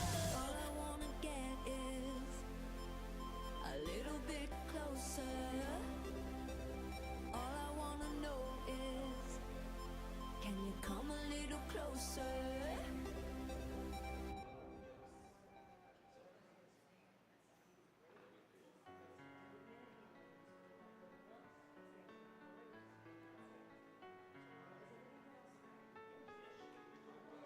Can we pretend that airplanes in the night sky like shooting stars? I could really use a wish right now, wish right now, wish right now. Can we pretend that airplanes in the night sky like shooting stars? I could really use a wish right now, wish right now, wish right now. Yeah, I could use a dream or a genie or a wish to go back to a place much simpler than this. Cause after all the partying and smashing and crashing, and all the glitz and the glam and the fashion, and all the pandemonium and all the madness, there comes a time where you fade to the blackness. And when you staring at that phone in your lap, and you hoping but them people never call you back. But that's just how the story unfolds. You get another hand soon after you fold. And when your plans unravel in the sand, what would you wish for if you had one chance? So airplane, sorry I'm late. I'm on my way, so don't close that gate. If I don't make that, then I switch my flight, and I'll be right back at it by the end of the night. Can we pretend that airplanes in the night sky like shooting stars? I could really use a wish right now, wish right now, wish right now. Can we pretend that airplanes in the night sky like shooting stars? I could really use a wish right now, wish right now, wish right now. Yeah, somebody take me back to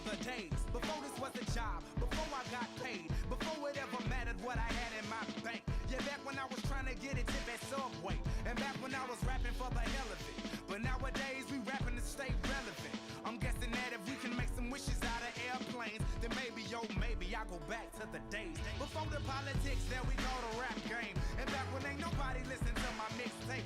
And back before I tried to cover up my slang. But this is for Decatur, what's up, Bobby Ray. So can I get a wish to end the politics and get back to the music that started this shit? So here I stand, and then again I say, I'm hoping we can make some wishes out of airplanes. Can we pretend that airplanes in the night sky like shooting stars? I can really use a wish right now. Wish right now. Wish right now. Can we pretend that airplanes in the night sky like shooting stars? I can really use a wish right now. Wish right now. Wish right now. I could really use a wish right now. I could really use a wish right now. Like shooting stars. I could really use a wish right now. A wish right now.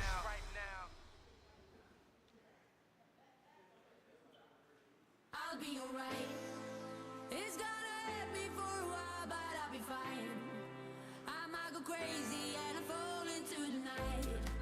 I try to forget you with a stranger by my side, but in time we said that this is forever.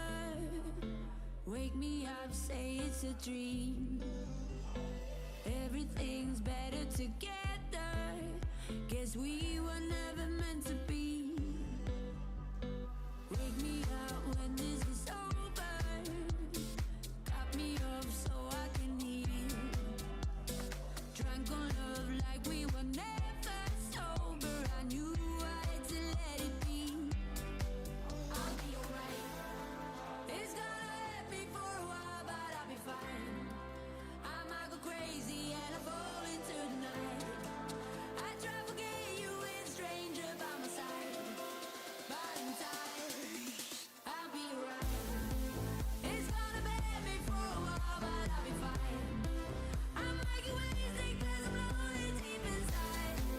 I'm gonna miss you and it's gonna make me cry, but in time I'll be right. Feels like I'm running in circles. I need you here to lead me out. Guess that I just hope for a miracle. I wish that you were with me now. I'll be alright. It's gonna hurt me for a while, but I'll be fine. I might go crazy and I fall into the night. I try to forget you with a stranger by my side, but in time I'll be right. Be right. Be right.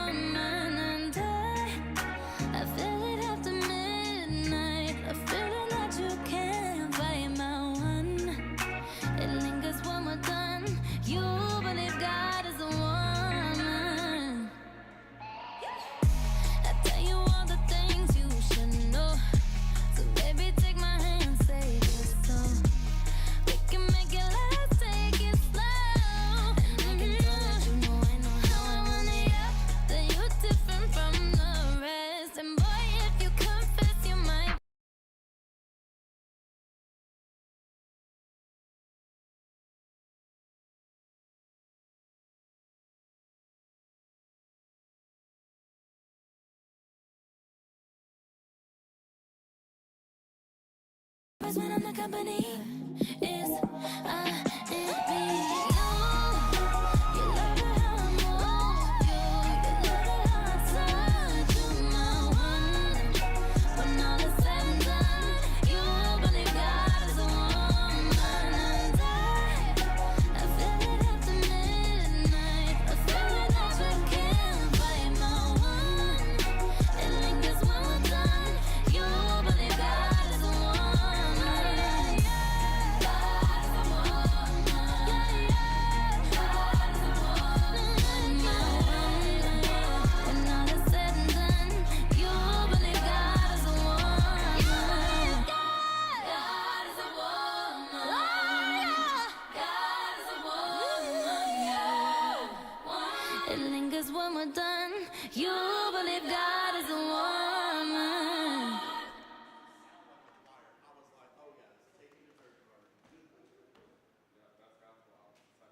One,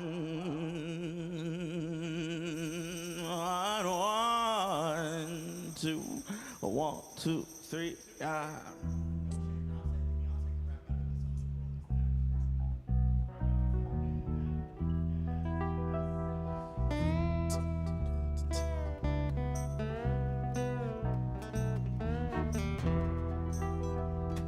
Your love sets my soul on fire. Your love set my soul on fire. Your love set my soul on fire. Set my soul on fire. Sing it with me, darling. Your love set my soul on fire. Your love set my soul on fire. Your love set my soul on fire. Set my soul on fire. I said that I would never ever love again, but you set my soul on fire. I said no kind of love would ever pull me in, but you set my soul on fire. I said love came from the east, love came from the west, love came from the one that loved me the best. Love shot me through my love through vest, but you set my soul on fire. Why don't you help me sing? Your love set my soul on fire. Your love set my soul on fire. Your love set my soul on fire. Set my soul on fire. One more time, darling. Your love set my soul on fire. Your love set my soul on fire. Your love set my soul on fire. Set my soul on fire. I met you down on Lonely's and you set my soul on fire. I couldn't take that pretty smile on your face and you set my soul on fire. Ooh, your love came from the east, love came from the west, love came from the one who loved me the best. And love bring me through my real true vest and you set my soul on fire. Your love set my soul on fire. Your love set my soul on fire. Your love set my soul on fire. Set my soul on fire. Be free, yeah.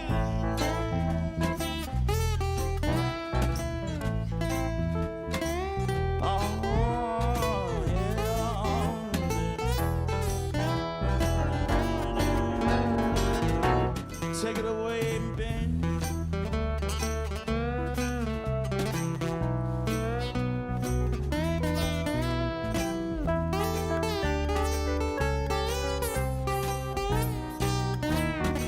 Come on, Madeline, give him a little bit of it.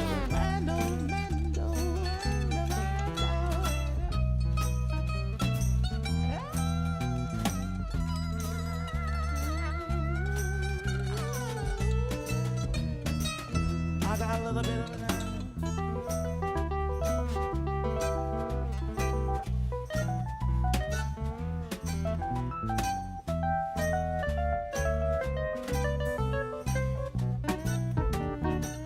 Oh, I cry. Your love set my soul on fire. Your love set my soul on fire. Your love set my soul on fire. Set my soul on fire. Your love set my soul on fire. Your love set my soul on fire. Your love set my soul on fire. Set my soul on fire. Hallelujah. Set my soul on fire. Hallelujah. Set my soul on fire. Hallelujah. Set my soul on fire. Hallelujah. Set my soul on fire. Hallelujah. Set my soul on fire. I got the Holy Ghost. Set my soul on. Ooh, yeah, set my soul on. Set my soul on. Oh, set my soul on. Ah, set my soul on fire.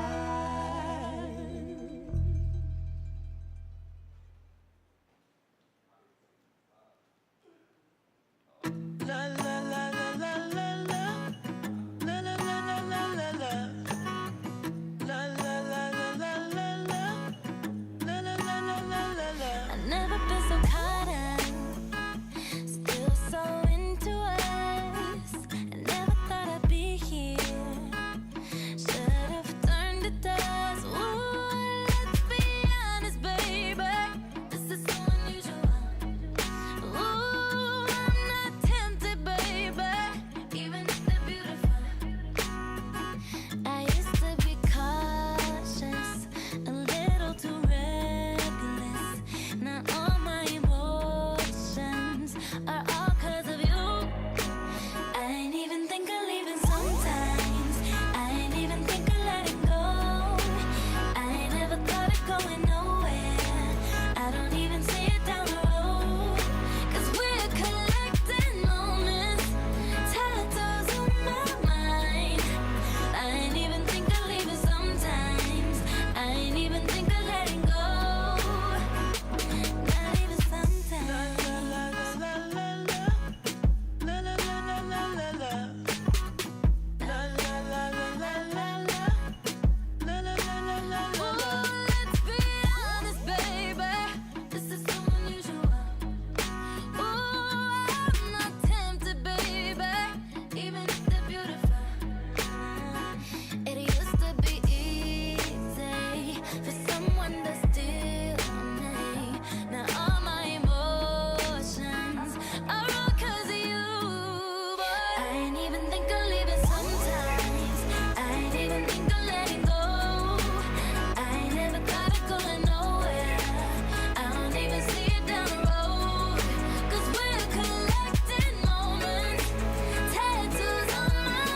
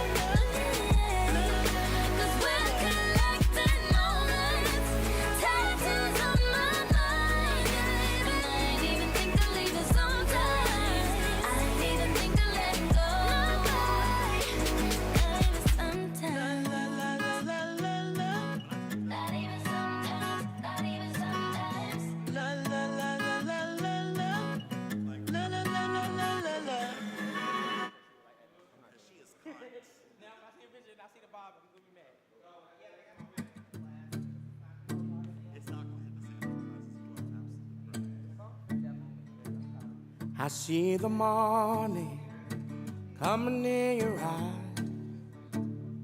Jubilee, Jubilee. It's shining brighter than the sun in the sky. Jubilee, Jubilee.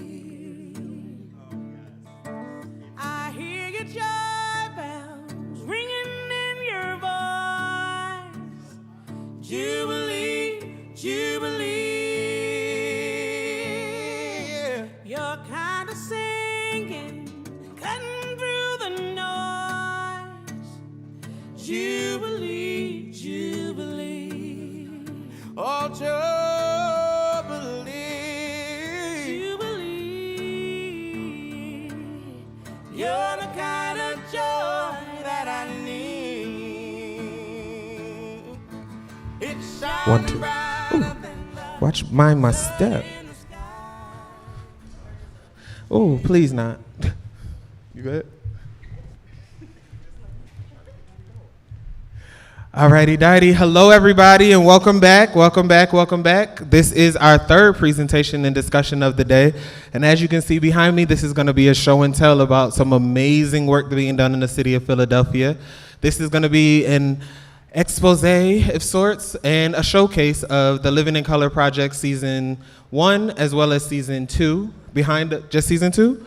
Okay, just Season 2, y'all. Just Season 2. But if you're looking for Season 1, it is on Instagram, and there are a lot of ways for you to see those pictures and those folks.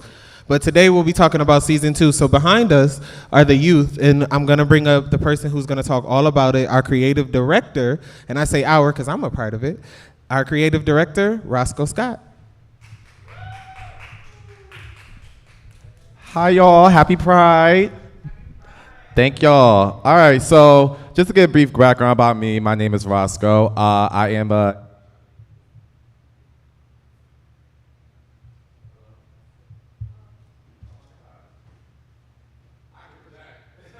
HIV advocate for 9 years now. Thank you. I primarily work at the Addict Youth Center, where I am the FRESH coordinator. FRESH stands for Philadelphia's Resource Empowerment for Sexual Health. So my main job is to help give an increase in HIV testing, prevention, safe sex supplies, and linkage into medical care for LGBT youth. Being a staff at the Addict, it's a lot of things that I see youth go through and youth really want. One of the things I know that youth want were to actually take pictures. So the Live in Color Project, which we started last year in 2024, decided to partner with the Addict Youth Center to make Live in Color Project Season 2, the Youth Edition. So, just to give a brief background about Live in Color is a Philadelphia-based project that, again, started last year in 2024 that aims to bring out visibility, representation, and just overall storytelling through the progressive Pride Flag colors using 11 different models to represent each color, whether that's showing outfits, scenery, just anything to represent that color. So without further ado, let me get into each model of this color. We have red, this is Nas.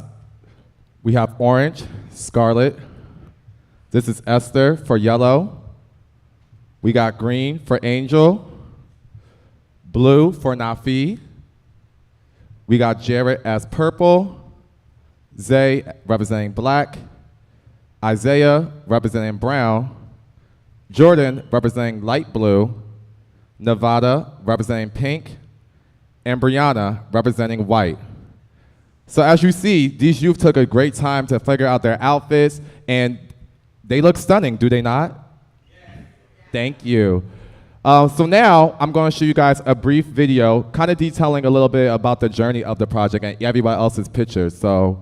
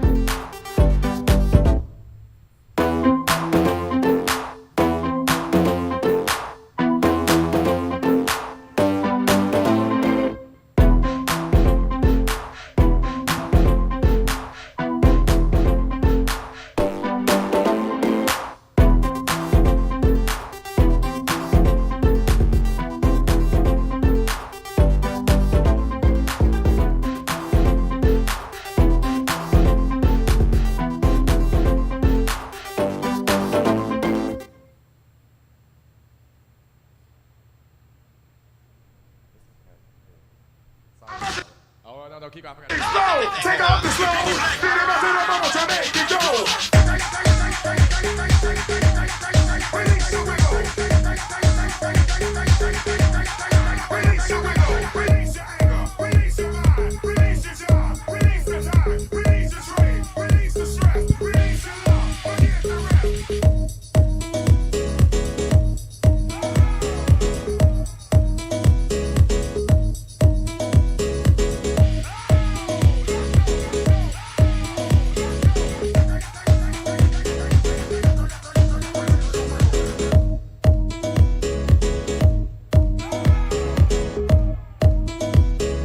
For any of those interested, Rotunda is having a mini Vogue ball on June 13th.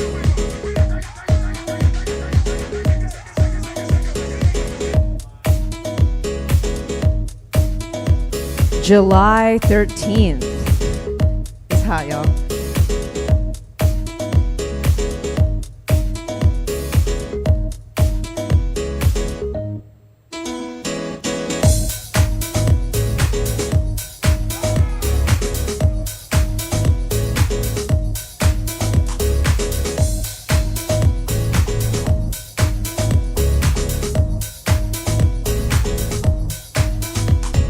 Release your anger. Release your mind. Release your job. Release the time. Release your strain. Release the stress. Release your love. Forget the rest.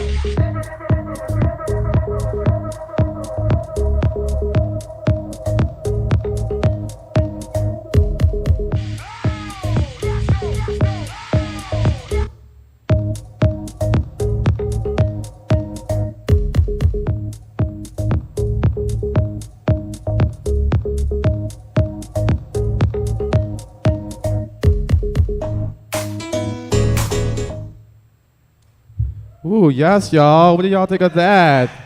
Thank you so much. I want to give a special shout out to the photographer for the youth edition, Chandler. They did an amazing job just like help capturing these images, like literally told them the visions. I was there for every step of the way of just like helping them youth get everything together, and they were grateful enough to like actually take these images. So I just want to say thank you, Chandler. You couldn't be here today, but I do appreciate you, brother. Without further ado, let's get one of the participants, Scarlett, up here to talk a little bit about their experience with the project.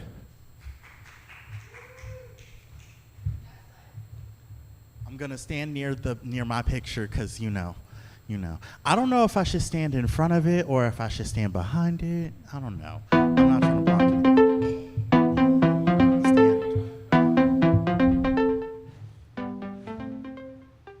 it. Okay, cool. So I did not prepare a spiel, but I just wanted to talk about, I guess, the vibe that I wanted to go for with my color.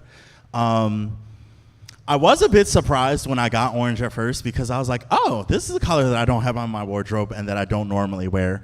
But I wanted to really, do something special with it and make it my own. I was kind of going for like an embers feel, so like the embers of a flame. And it's fitting because this happened at a perfect time for me because I was going through a lot mentally and emotionally, a lot of transitions with just like relationships. And then at the same time, I was moving into my new apartment. I had a new job coming up. And so there was a lot of transition. And what I wanted to focus on in my picture was the feelings of healing, but also death and rebirth. And kind of like the Phoenix motif. And so that's how I tried to portray myself when wearing the color orange. So yeah, I think it turned out really well. This happened at, again, the perfect time in my life. And I'm really thankful to Roscoe Chandler and everyone else involved with the project for giving me an opportunity to come out of my temporary modeling retirement to come take these pictures.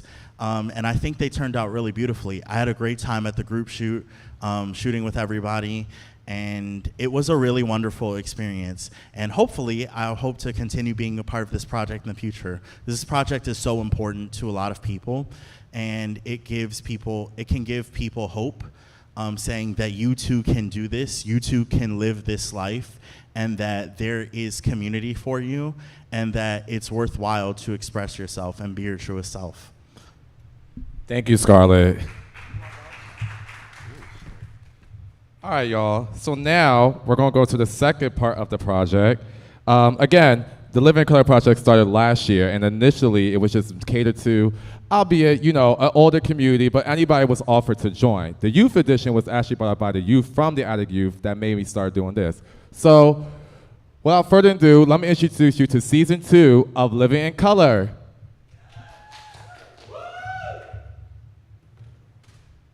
Slideshow.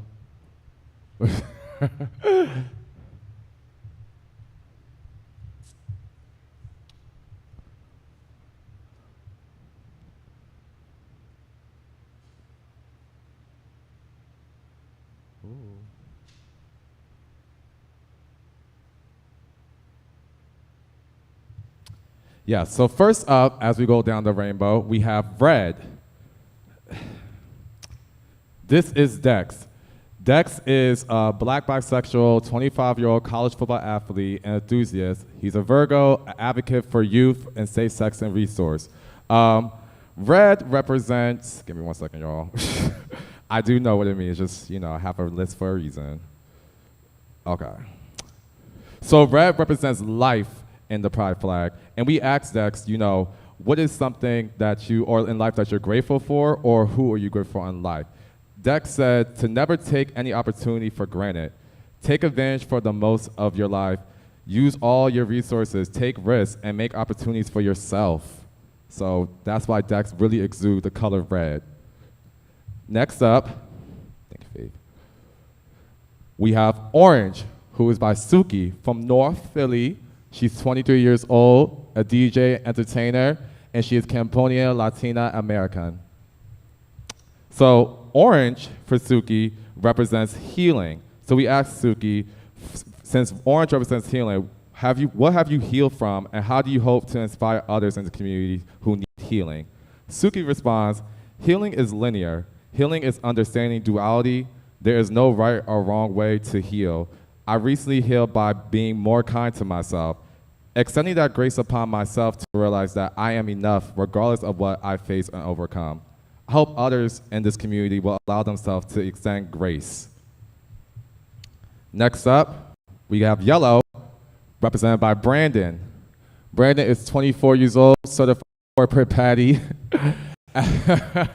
African American, gay male, lover, anime, and walks in the park. And I wrote this, I'm just rereading, seeing how funny it is.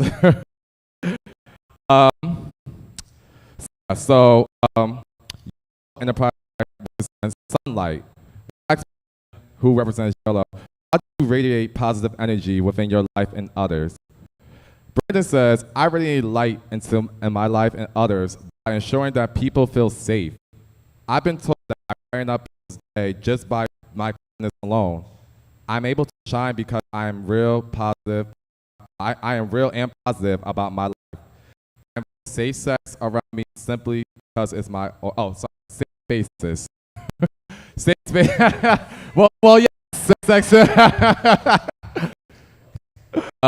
Safe spaces around me simply because of Mara.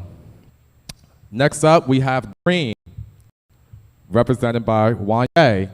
Wanye is 25, from Philly, black, gay, climate justice activist, hiking, gaming, reading, and black literature. Or, I'm sorry, reading black literature. So, on the Progressive Pride flag, green represents nature and growth.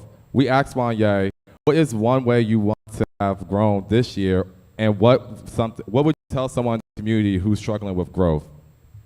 Wanye says, one way that I have grown is through enhancing my activism work. Also, I have grown by being more vulnerable, present with myself. I will tell people not to fear growth. Do not tell people in the scene to stop you from growing. Your growth does and will always matter. Allow yourself to grow and welcome the new you. Next up, we have blue, who is represented by Gigi. Gigi is cisgender, gay male, Latinx, a person not living with HIV who advocates for people living with HIV, loves anime, cartoons, and music. So we asked Gigi, because blue represents, since serenity in the flag, why is it most important and to experience calmness within your queer community? Gigi says, it's important because our identity, passions, and interests and freedom are all under attack. Though this is not a new battle, we are experiencing an unpredictable influx of hate. Rather than feed into it, going back, we must act more productively. Since serenity in your life, serenity in your identity must coexist, I would rather die fighting for my life and what I want and deserve, doing anything authentically, than to be in vain and rage life in a lie. Ooh, it's hot up here, y'all. That's next up, we have Purple, represented by Spaz. Spaz is 33, bisexual male who's Muslim and a Kiki C legend, and he is a big Capricorn, not the little one. Purple represents spirit in the flag. So we asked Spaz, how do you balance spirituality with your queerness? Spaz says, being Muslim and gay is something that I often frown upon. There's a beauty in upholding both identities because I believe spirituality should not only be awarded to certain people, all people have a right way to experience spirituality in their own ways. Next up, we have John. John is 28, black, from South African roots, pansexual, and lives in Camden, New Jersey, AKA East Philadelphia. If you know, you know. All right, so on the Progressive Pride flag, black represents people of color in community and those who have living with or lost to HIV and AIDS. So we asked John, how do you exude black excellence, and what is your connection to those living with or lost to HIV? Oh, that's a lot. John says, though I personally do not live with the diagnosis, I know others who are affected that often maneuver through it with grief. With health scares in the past and many things and from my personal life changing, I experienced a certain amount of grief. What I've learned was that grief does not have a time limit. The best way to navigate grief is to go through it with the mindset that is not that defining and not that definite and end to anyone's story. I use overcoming grief to inspire myself to serve my community. I exude black excellence by paving the way for more than that representation within my queer community. As a black and queer professor, I am committed to expanding spaces that need to experience such excellence where Academy is at the forefront. I'm almost done, y'all. It's the same heat. All right. Next up, we have Brown, represented by Konaya, who is 27, from Detroit, black bisexual male, lover and preserver. I know. I'm sorry, y'all. I can't read cursive. Of the arts, founder and I know. I can read. Director of the Voice of Philadelphia. Thank you, Scarlett. So Brown represents black and brown people of color in the community who face marginalization. So we asked Konaya, how do you exude black excellence, and what is your response to the support of marginalized groups? Konaya says, I exude black excellence through the preservation of black art. As a performer, art educator, and practitioner, I have committed myself to learning, understanding the importance of black influences within the art. As a culture rooted in the community arts and talent, I believe it is imperative that we honor the black voices and the black experience. I am a founder and artistic director of the Voice of Philadelphia, a choir organization that specializes in unearthly and rich legacies of Negro spiritual music. Along with wanting to preserve this important art form, I felt that it's necessary to create spaces for people that of all walks of life to join one in making sound together. My work goes beyond the basic scope of choir. It is a promise to always uplift the Black voices and make our story stay alive. Next up, for light blue, we have Brick. Brick is 25, trans mass lesbian, multidisciplinary, I'm sorry, y'all, it's really the heat. Multidisciplinary artist, first generation Italian American, and a cat dad. So, light blue represents a trans identity. So we asked Brick, how does your identity bring joy to your life? Brick says, I knew I was a lesbian, but I didn't know I was trans at the time. I am overjoyed by the way I show up for myself and live in my authenticity. I am honored to be an image of hope for those who identify similar to me. Next up for Pink, we have Zaya Rose.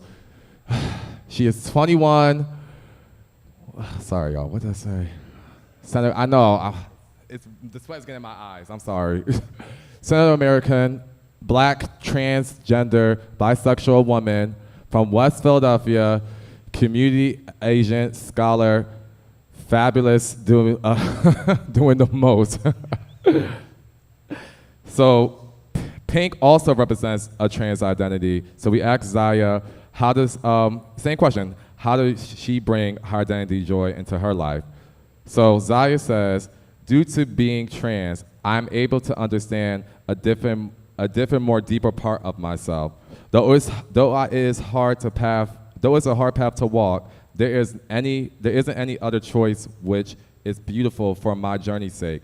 My identity is almost like armor engulfed in a sanctuary. And last but not least, Trinity. Trinity is 36. Oof. Today now she very very queer. Queer as fuck, founder of the executive director of Incorporate and founder and owner of Black 5683 LLC. So we asked Trinity, white represents trans or non-binary identity. So we asked Trinity the same question on how they experience joy in their life and how they experience the duality of that and their identity. So Trinity says, at this point in my life, I have chosen freedom over fear. I don't believe that duality is always a good thing because it limits life to two sides. I've learned to love both femininity and masculinity and how harmonious that they truly are. While loving both sides, I've learned to expand out even further to better cultivate inclusive lifestyle. What was once only two-sided has now become manufactured and more fulfilling for me. So that's everybody for Living in Color Season 2, y'all. I just want to thank y'all so much. You know, this heat was killing me. But I do want to give a personal shout out to the photographer, Tahir. This person actually spent out with me for days in every day, just with the editing, the process of picking the pictures, even just helping him scope the pictures out on where to take the pictures at. So Tahir, I love you and I could not have done this without you. Do you want to have a few words to say? I'm not gonna lie. Oh. Did it go off? I'm not gonna lie. I had a 2-year hiatus, and this forced me to be an artist again. So I'm really happy that I was part of this project. Thank you so much again, and I just want to give final remarks. So, literally, this project is made to help create representation opportunity. So, next year we'll be doing applications around January, February. So look out, follow us on Instagram at Living in Color Philly. So that's LINVINGIN Color, COLOR, and then Philly, PHILLY. And if you guys have any questions, comments, or concern, I will be outside. Thank you guys for your time, and have a great one.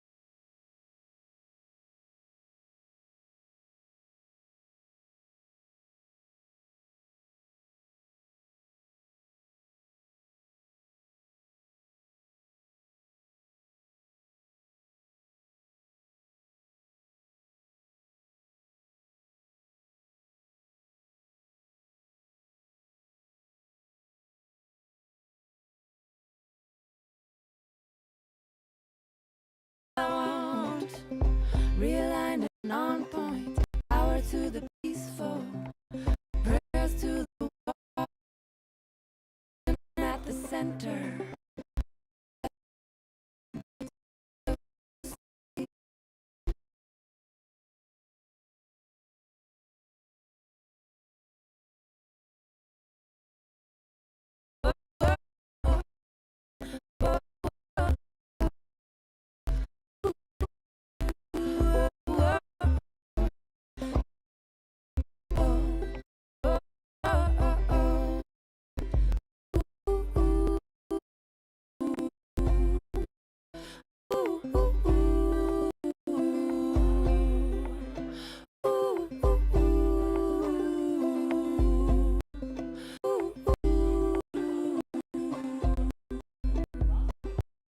I'm made of thunder, I'm made of lightning, I'm made of dirt, yeah, made of fine things. Father taught me, understand this world was made for me, so let's go and try our luck, see. I've got my roots down, down, down, down, down, down, down, down, down deep. I've got my roots down, down, down, down, down, down, down, down, down, down, down deep. I've got my roots down, down, down deep. I've got my roots down, down, down deep. So what are we doing here? What has been done? What are you gonna do about it when the world comes undone? My voice feels tiny, and I'm sure so does yours. Put us all together, make a mighty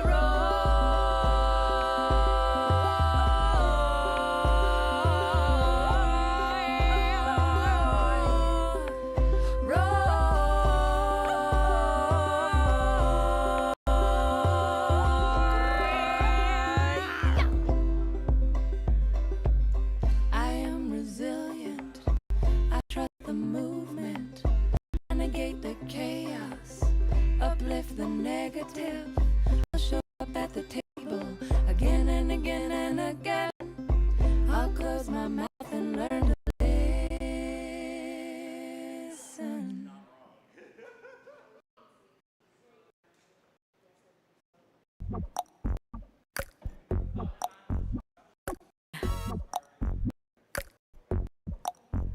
Baby, don't make me spell it out for you.